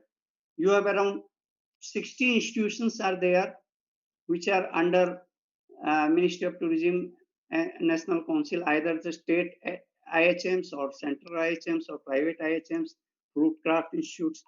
So, and almost 700 colleges are there. They are offering this kind of program, mainly in the UG levels are there. Then there is a big challenge due to NEP, National Education Policies, how to implement that and what kind of curriculum has to be developed. So let me first say, if it is a multiple entry and complete, it is learners friendly. This NEP is learners friendly program is there. So if you give the degree, so what is the name of the degree? And if it is on the tourism, then we have to, and in the first year, I'm talking about graduation, in the first year, if one student complete the first year, then you will give the certificate course. Second year, you will give the diploma, or third year will be degree. Then the implementation part is very important. Which will be the core subject? What is the percentage of core subject? And what are the other subjects? If the complete freedom of students are there, so we have to decide. It is the student may complete that credit either from the institution or from open learning mode. That also has to be mechanism has to be designed, and that is a big challenge in the form of from our point of view as a educator or institutions like that. Then most of the educational institutions are facing acute shortage of faculties that way. And how to implement this is a big challenge, because implementation always is a big challenge. Let me quote a very simple example, which is not relevant to this education policy. As per the Gazette notification of 2015, there is a clear mention that the hotel management degree must be 4-year BHM as per UGC Gazette notification, and the graduation degree will be post-graduation degree will be either MBA tourism or MTTM. But still we can find different degree in different nomenclature. Even IGNOU is offering BSc Hotel Management recognition to the IHMs, and they are 3-year degree. But UGC is saying that hotel management degree must be of 4-year degree. So that way there is contradictions are there. Even in the eligibility criteria of the faculties also, AICT, what very well addressed by Manjula madam, that AICT has its own regulations, UGC has its own regulation. There is some confusions are there, and that way this new education policy in that term has addressed it very well. There is only one governing body, and that governing body will decide all this framework.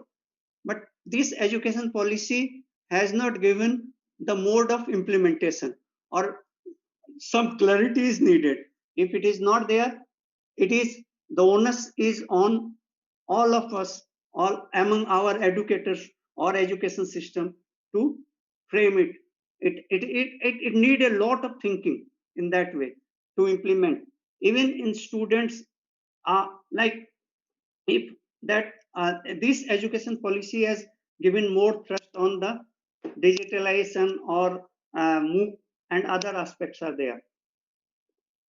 Majority part of India, there is problems of these connectivities issues are there, and access to the online teachings are there.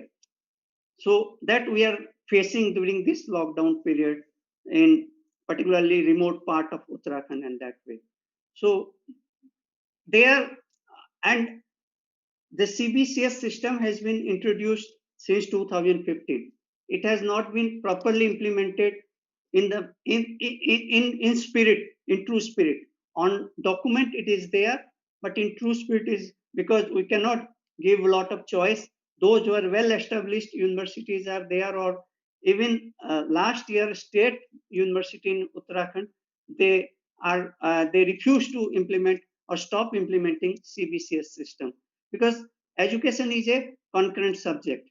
So state has also a role to say. So it should need a coordinated and concerted effort of all the players, state government, universities, private, because private has to play a great role in this sectors are there. In tourism education, industry academia linkages, what Professor Sampath told, and it's a great role to play because employability can only be enhanced if we can give that kind of practical experience with the coordination of the private sector. Suppose we are talking about the online booking reservation or that kind of things particularly. So until unless our students has an access to Amadeus or Galileo, they cannot do that kind of things particularly. And it is a very, so for that we need industry support. So that way the framework should be there that industry must support and in a complementary basis to the educational institution so that the students get the practical component, which is not in true sense has been practiced. For that reason, we are finding that figure that most of the graduate from the Indian university, the employability is low in that, or they lack in the desired skill. That aspects are there. So we have to think on two model. One is how to frame the graduation program. Another is how to frame the post-graduation program. And in graduation program, we have to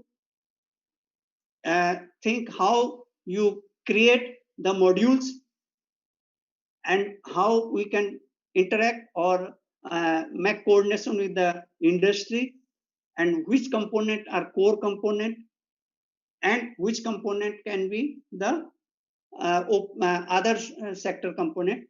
Of course, students has the freedom, but we have to identify those pool of course content, and it will take a lot of time and effort, and we have to, particularly teaching community and university has to work very hard in this to make this program a successful.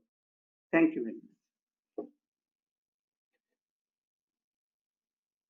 Thank you, Professor S.K. Gupta. It has been enlightening hearing your inputs. You have talked about the role of stakeholders. We, as a part of one of the stakeholders, we really contribute to that. We've also talked about the ambiguity in the nomenclature of the degree programs, which is really well. Even in the Masters of Tourism and Management program that we are offering in IGNOU right now, we started with Masters of Tourism Management, MTM. Then because of UGC regulations, they say you need to change it into MA Tourism Management. So we changed it into MA Tourism. It was in 2006. Then they changed that now you have to, there has to be a uniformity in everything. So you have to change it to Masters of Tourism and Travel Management. So when I took it to the Academic Council, so from MA, from Master of Arts in Tourism to Master of Tourism and Travel Management, there was a question which came, how a MA can be converted into an MTM or a management program. So we need to convince them with the structure was the same, which we had been following. It's just that we have been upgrading. So that type of ambiguity is still there. Yes, the NEP has addressed that with the regulatory body, a single regulatory body. So how the implementation has to be done, it is a thing which we are addressing or which we are discussing in this session also. And you have talked about the core pool of courses which needs to be identified. The CBCS courses program that we have right now, they have also identified the core courses as well as elective courses. So maybe the academics can pull in together, and so that will be a full exercise that needs to be done. Thank you so much for your input. Now, I would like to request Mr. Lalit Nirula. He is a practitioner in the true sense, and we are all academics. He is one lone person who has worked extensively and intimately with the hotel industry. So he should be able to throw more inlights and give some practical suggestion as how we can move forward. Mr. Lalit Nirula, please. Thank you, Mr. Koitan. I'm delighted to be in company of such distinguished accommodations. I mean, just having a couple of BA degrees and a lot of experience, this is a very pleasant company. I've always believed that education is essential for success in the hospitality business and perhaps any industry. And that is why I've been involved in this education of hospitality for a long time. When I read the NEPS, the new education policy, I was delighted. It is something which I've been hoping which would get done for a long time. And it has happened now. And I think the IGNOU School of Tourism and Hospitality is most ready to take on this job of implementing the NEP. It's going to be a lot of hard work now and then in future to adapt fully. My talk is really going to be more on the hospitality education, not in tourism. And I'll come to a few statistics also on the employment levels in each sector, perhaps. Now, the first reason why I think IGNOU is able to capitalize is that the NEP talks about education at 4 different levels at the bachelor's degree stage. And IGNOU is designed to offer courses at all these levels. That's the first factor. Most universities or schools are not designed like that. Second, with the pandemic, online education has become very, very common, actually, or it become standard. It is nothing which is new. People are now getting access to online education, which was actually regarded as something as an aberration. People wanted classroom. Now this is getting more and more acceptable. I have a daughter who's running schools in 5 countries, in 4 continents, 3 continents, and she's running schools for kindergarten and pre-kindergarten children on the internet, because the actual schools have had to shut down. Children are not allowed to go to school. This is USA, England, India, Middle East, and Hong Kong. But they're running it for children, and they've just come out with a whole program for online education. Now, if they can do it for 4-year-old children, it should be far easier to do it for 18 plus people. The other factor is that the tourism and hospitality industry, whatever one might say, is in dire straits as of now. What I'm gathering from my colleagues is that 30 to 40% of all restaurants are going to shut down or are shutting down. Now, it's not they're shut down forever. They're going to shut down, but it'll take a few years for them to reopen. It's not that they'll all open at the same time. It'll be a slow process. As the market improves, it'll happen. Similarly, with hotels, they're in trouble. Similarly, with travel agents, I talk to travel agents and they're in deep trouble. One of them is only doing business on these emergency flights. The others one are saying that, business traffic is stopped. And, this whole style of business is going to change because people will travel less. They will do more Zoom conversations. This is happening all over the world, actually. And I do know of friends who are cutting down their branch offices. They say, why have them? I know they're cutting down the size of the offices. They say that we only come and meet maybe a couple of times a week. We need to get people in every day, just a small number. So the whole businesses are going to get affected and travel agents are going to get affected. The third problem in India has been that there has been no system by which people can get further education, especially in the hospitality field. You get a degree and you're finished, and then you don't have a degree, you don't know what to do.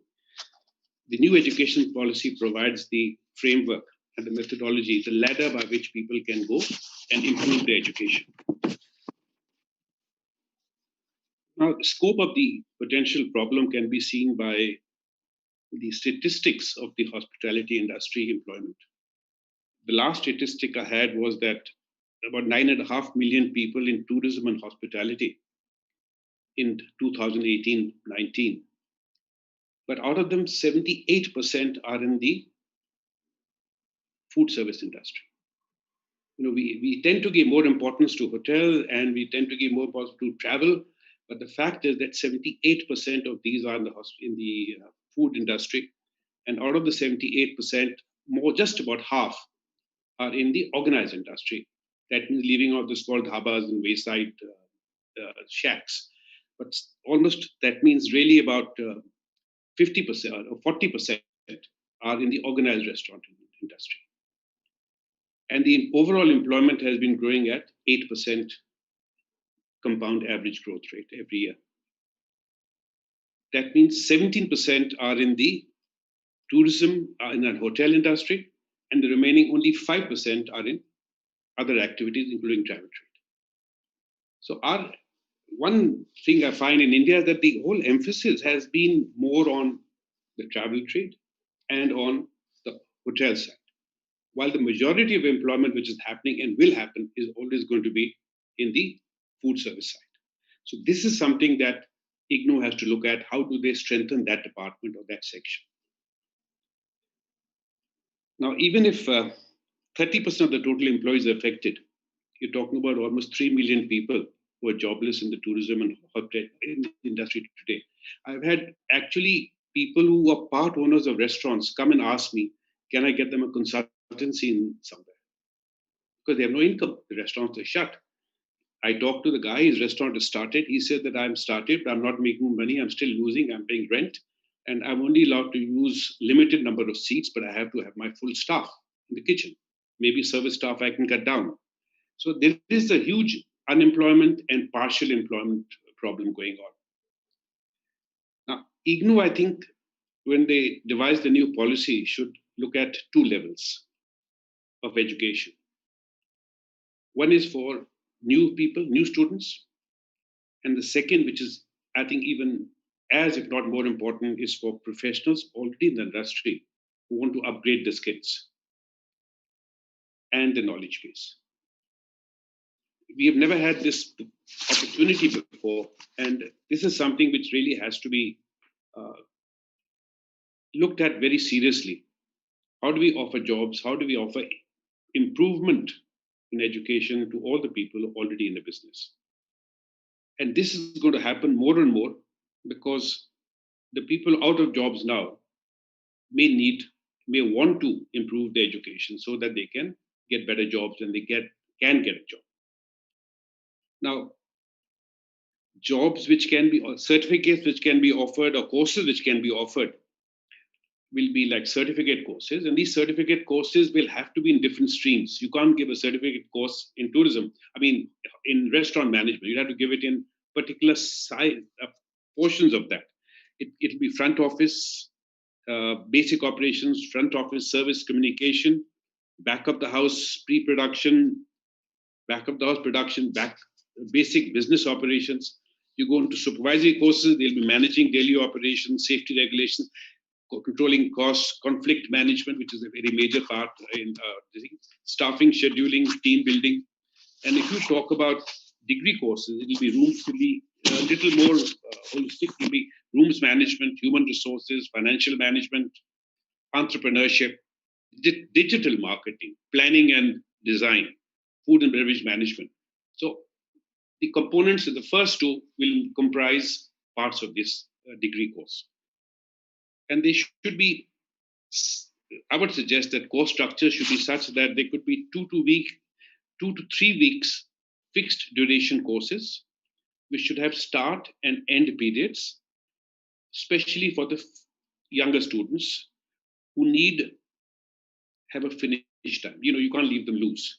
However, for the busy professionals, they have to be around the clock and they should be asynchronous so that anybody who is working has the ability to start working, start doing a course at 9 o'clock in the night when he comes back from work. And hospitality people have strange hours. So it may be in 4 o'clock in the morning or 6, 8 in the morning that he wants to do a course. So he should be able to tap onto it and do it. While for the younger ones who are actually just starting to do the courses, there should be fixed times. Interaction and collaboration will be very important. Discussions will have to play a very important part, especially with the older students, so that people can exchange best practices, experiences, perspective, examples.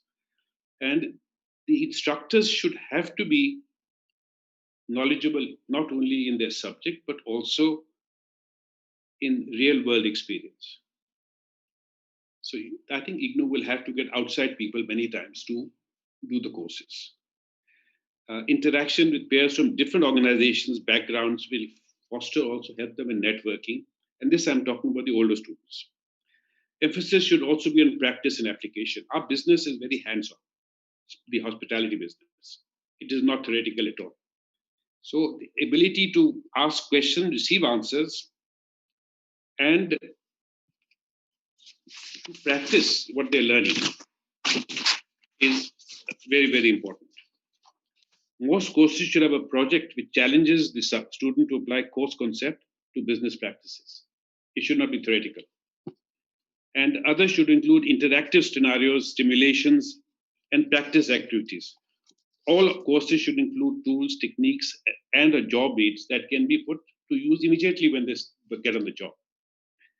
And what is also very important, which I don't think is done very commonly, is measuring impact and success.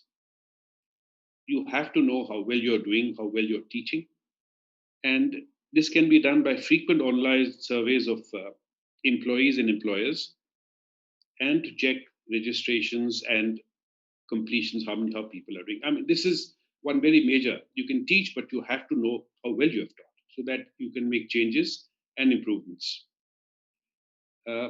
Trainers will need to be in somewhat of chaperones that guide the student through a self-learning process, because online is very different from classroom teaching, and they have to provide the right interventions when there's a source of learning momentum with the student.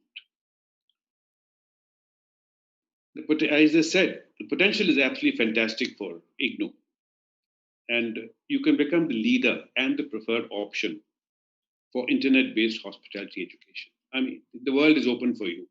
And I'm not talking about India, but I'm talking about whole of Southeast Asia and Southeast Asia. One suggestion I would make is that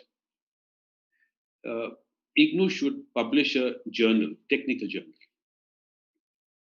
which for the hospitality industry. There are a lot of people now with talent and ability to write, and it would be a very useful thing to do so. There was a question about what hospitality education is really. I think I have found it, it's the most fascinating education because it requires knowledge of economics, engineering, finance and accounts, food technology, food chemistry, cooking, marketing and sales, law, and even public speaking. Many years ago, when I was studying, I was given a course. I was asked to do 2 courses, and I said why, which are required actually. One was public speaking, and the other was typing. So I said, why do I need to have public speaking and typing? They said, well, once you're in the hospitality business, you'll be meeting a lot of people, you'll be doing sales calls. You have to know how to give a talk, how to convince people, how to impart information. And I said, what about typing? They said, well, you won't have a secretary all the time. You may have to have a confidential memo. You should be able to type yourself. And that has been godsend in this age of computers. I learned touch typing at the age of 21. And it is really something which I didn't do for so many years, very much of it. But now it has been very useful because I find a lot of people in the older generation find it difficult to type. And then there's a whole hesitation in using computers. Other thing to remember is that hospitality needs a certain type of personality. There was a remark that how the worst students land up in hospitality. The fact is that it is badly paid. It is not well paid. It has very long hours of work. It is difficult hours of work, and everybody else is having a holiday. You are working. But I would say it is probably one of the most exciting business in the world. You cannot get bored in it. You cannot say, oh God, what am I going to do? I'm just sitting around this project. It's a very interesting business, and that requires a certain type of personality. And I'll give an example. Many years ago, I was at a sort of a small convention from students from my university in Southeast Asia. And there was a professor there who was a professor of psychology. And he gave us all was addressing us, and he gave us all a test. I'm forgetting the name of the type personality test, to test what we were. 90% of us who sitting in the room, who had all chosen hospitality as a profession and education, were of the same personality type. So there is a certain personality requirement. I sincerely believe that you have to be successful, you have to have it. I have made a small chart. I don't know how to show it. I'll try and show it here. I can email it, showing that education can be structured for new students and existing practitioners of the tourism and hospitality field to provide a growth ladder. In India, we've never had this before, but now I think with the NEP, it'll be possible to do so. I'm not sure if you can see it, but it starts at the bottom, and then I emailed this to you, Mr. Koija, and this is one thing I've put in this is job training. I would strongly suggest that when you give a qualification to somebody, it should only be given after they have done some job training. In many professional fields, this is a requirement that you need so much on-the-job training before you get your qualification. And in our business, I think that would be essential. Having somebody end up with a degree and then starting a job where people are expecting much more with him is not very good for that person, because they'll be disappointed. If he already has worked for some time in that particular job, after getting a degree and after doing his education and then gets a degree, he'll be far more useful to his employer. Thank you.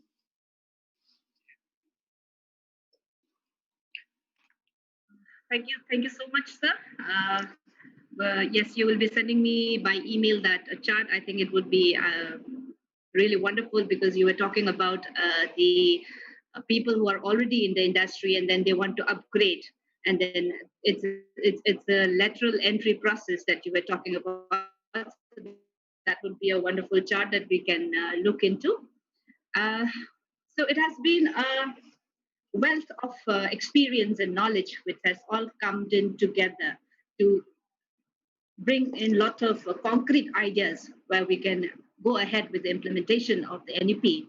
Because NEP, as we had said before, it is a policy document. So it has given a broad guidelines. So there is no specific criteria or implementation points which says you have to do this, this, and that. But from this session, we have come up with a few concrete ideas. And Mr. Nirula has said he will be giving us that chart. So that will also be one document that we can really look into and work upon. And with inputs from Professor Swine and Madam Manjula was also there for some time. And Professor S.K. Gupta, it has been a wonderful and interactive session that we have so far. And I'm thankful to all my panelists for giving their time to share with us what they think about the NEP and how it can be implemented. Thanks to Professor R.P. Das for Honorable Pro Vice Chancellor, who has been motivating the guide for us for all these, for the webinar especially. And he is also the PVC in charge of our school. So thank you so much, sir. Now I would request Dr. Paramita Shuklavedya to give the concluding remark for the webinar and then to give the vote of thanks.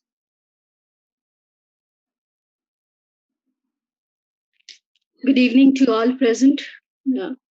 It has been a wonderful day, and this webinar, which we were planning for a last couple of weeks, has actually concluded today, and it just feels that we have come up with so many ideas that to put it all together and to come up with a roadmap, as it was suggested in the morning by Honorable Vice Chancellor, may not be as difficult as it looked early in the morning when he had asked us to prepare a report and a roadmap.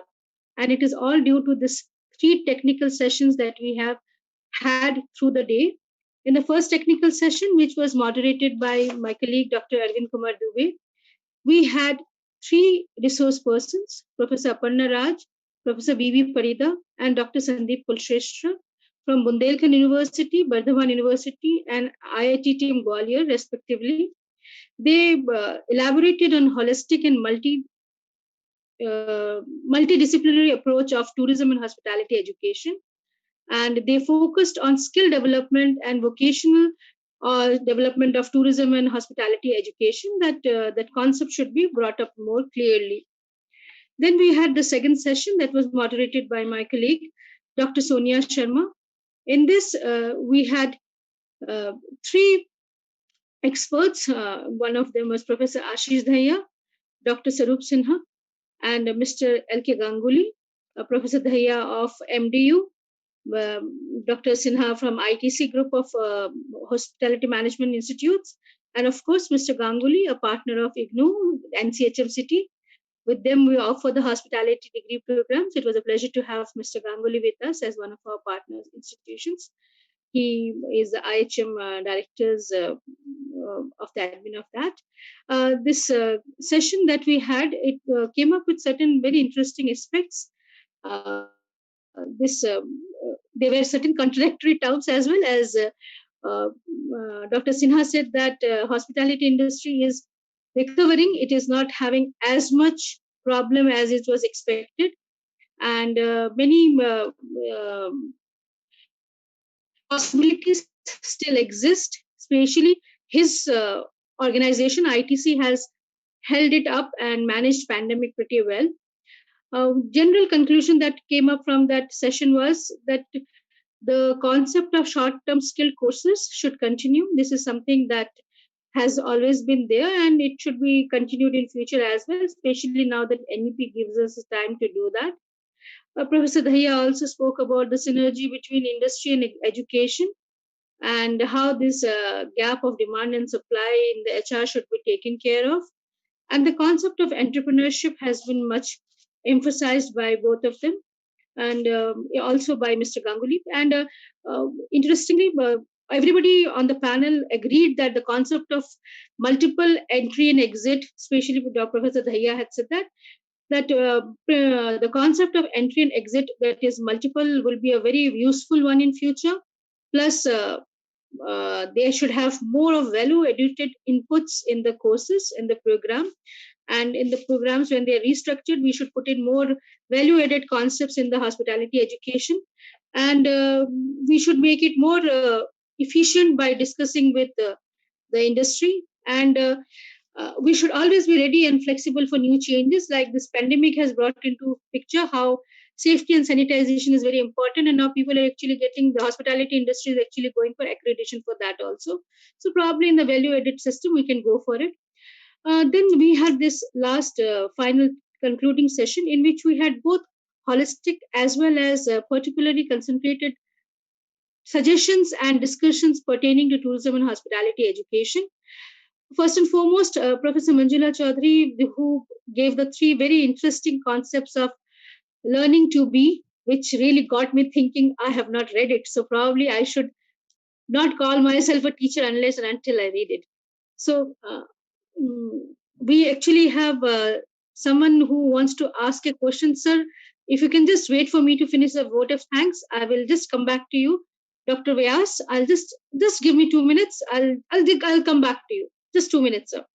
So Professor Manjula Chaudhary had categorically spoken about how the NEP, which has been 2020, which is there, it is the multidisciplinary aspect and interactions at various levels and disciplines would probably be a little difficult for the tourism and hospitality industry. Professor Sampath Swain has actually questioned the cafeteria system that we are having right now, and which is something that we need to consider as well. Whether flexibility and options and credits, how much is enough and how much is less. Professor Gupta had spoken about the concept of coming up with core components and optional components. And as Professor Narula was saying, that no matter what we say, the hospitality industry has suffered. And to come up with newer ways in future, we have to make sure that we not only target new learners, but we also target the people who are already in the system, who want to upgrade themselves, reskill themselves. So when we think of all the conversation that we had throughout the day, there are few things that we have come up with. We can say that this NEP is something which is just a policy document when we as educationists, as academicians, have to find the way forward, how to implement it in our syllabus structure. Yes, we might have to reconsider and rethink about the industry and education gap, the practitioners, what they say and what we teach.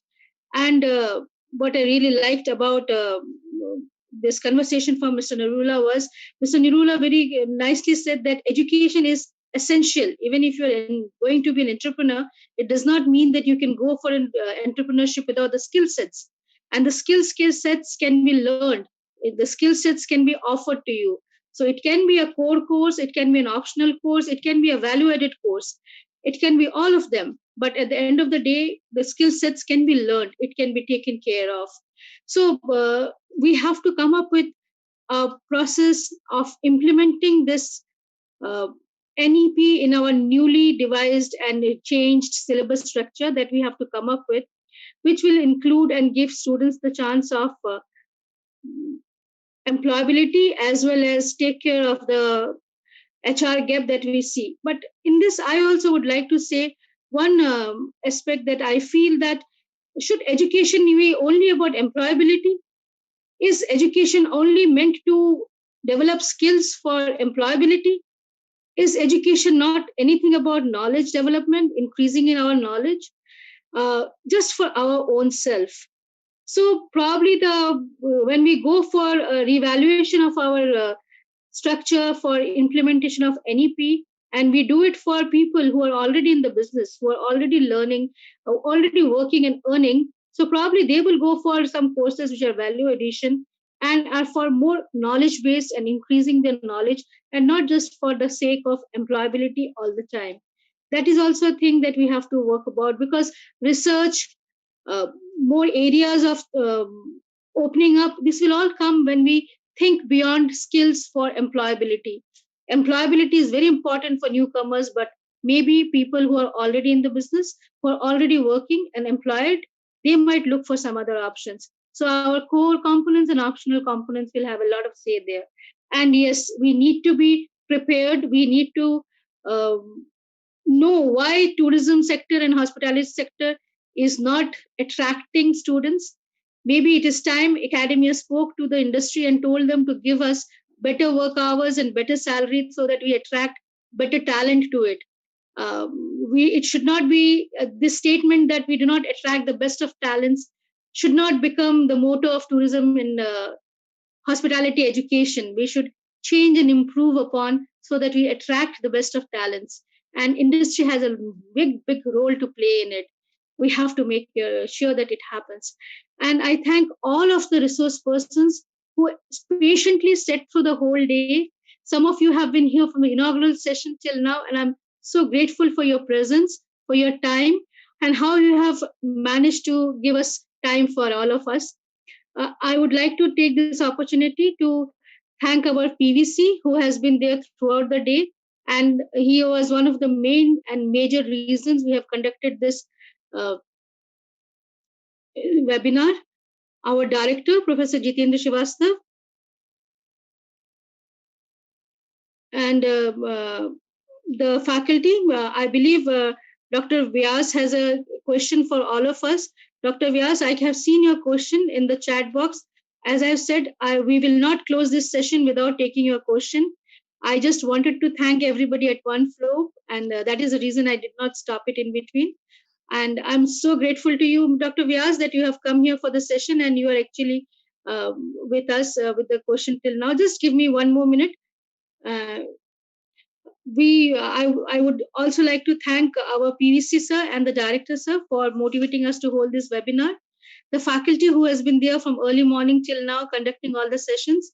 Thank you. I am repeating it. We make a great team. So probably that's the way to go forward. And all the staff of the school who has been holding the fort for us, because the 4 of us have been busy with the webinar and coordinating it.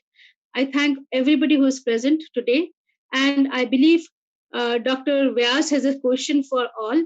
So Dr. Vyas, kindly unmute yourself and ask the question so that it can be answered before we can close the session. We still have the resource persons with us. Please, Dr. Vyas, your question. Thank you. It was a wonderful session. I have been listening off and on, of course, not continuously.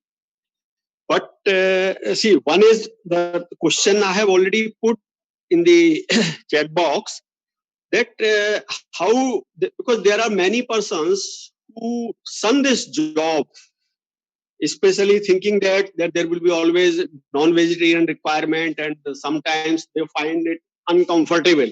But there are many jobs as such in hospitality and sector where even a vegetarian can work.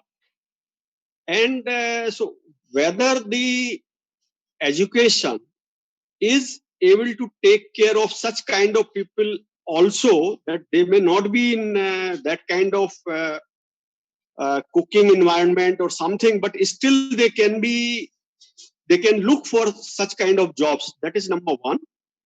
Number two, I had a suggestion that if we can put more inputs towards the IT, or the persons at least made aware that they can use the IT sector help, they can take the IT sector help in propagating their business. Because at present, see, in the pandemic, of course, that will not remain always. But if we can make our services available, that, okay, promote more that where we can make the delivery of the items at the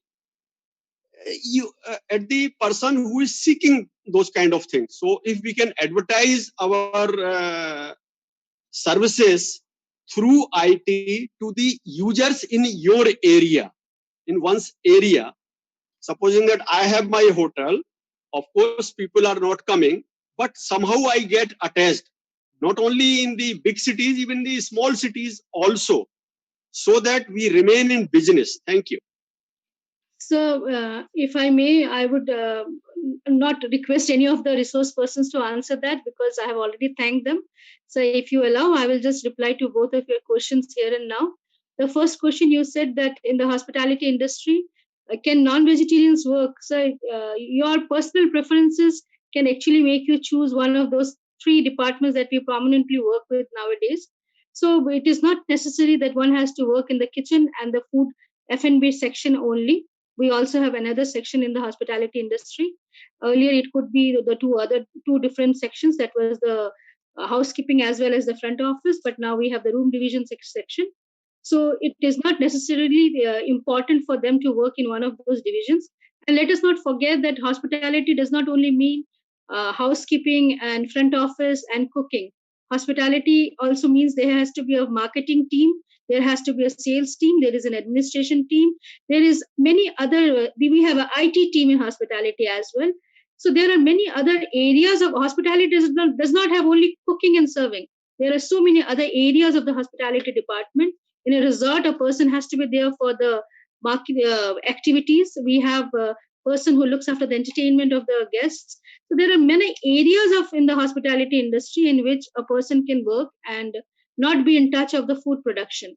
So it goes without saying then your personal preferences and choice of vegetarian food and non-vegetarian food actually does not hamper you from working in the hospitality industry.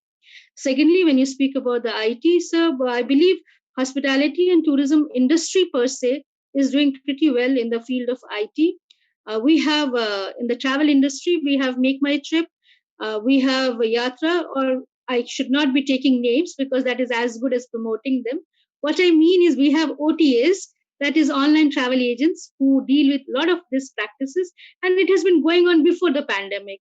Similarly, in the pandemic, in the hospitality industry, so we cannot provide services to somebody like accommodation if the person is staying at their home.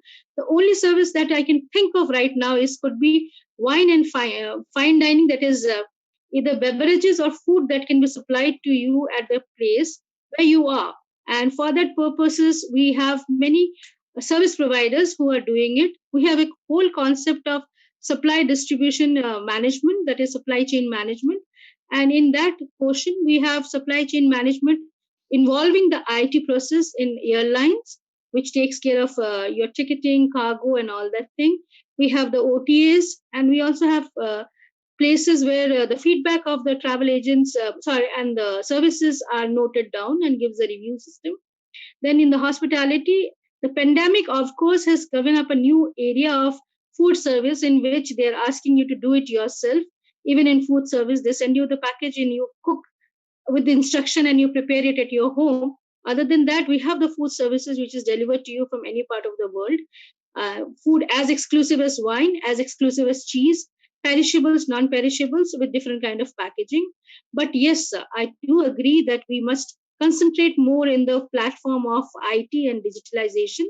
Most of the hotels already have a PMS system when they have digitalized themselves, except the smaller portions.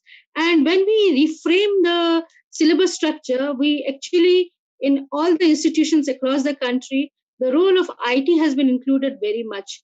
And digitalization, marketing, how to use websites, how to use internet, all of this has been taken up both for tourism as well as hospitality in any of the revised syllabus that we have.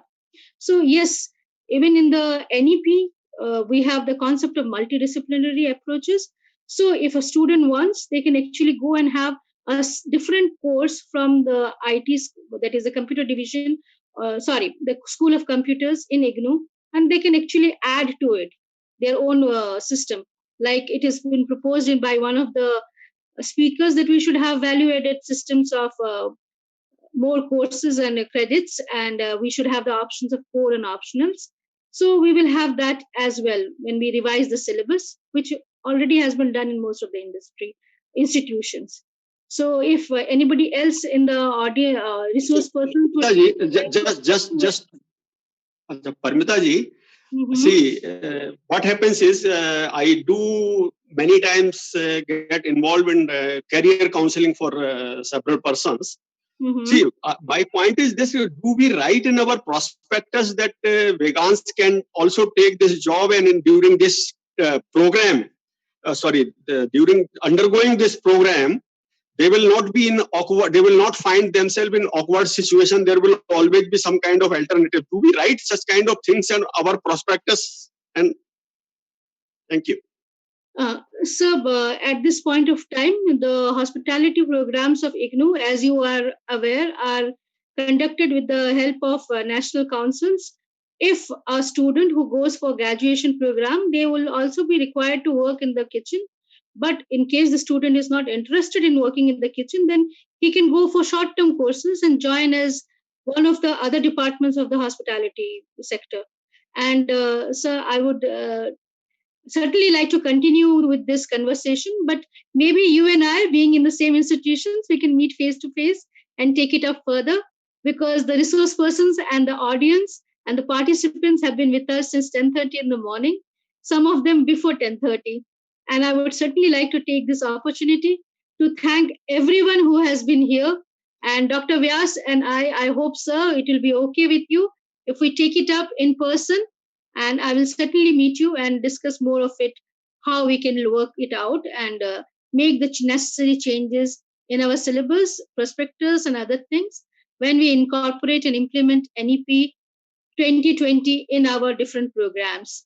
I thank each and every one of you for your valuable time, suggestions, and look forward to more inputs from you so that we can prepare our report and submit to the Vice Chancellor, Honorable Vice Chancellor, a roadmap of today's proceedings.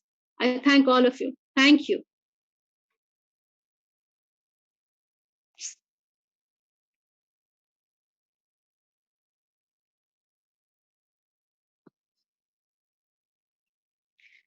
Mithun, we may stop the recording.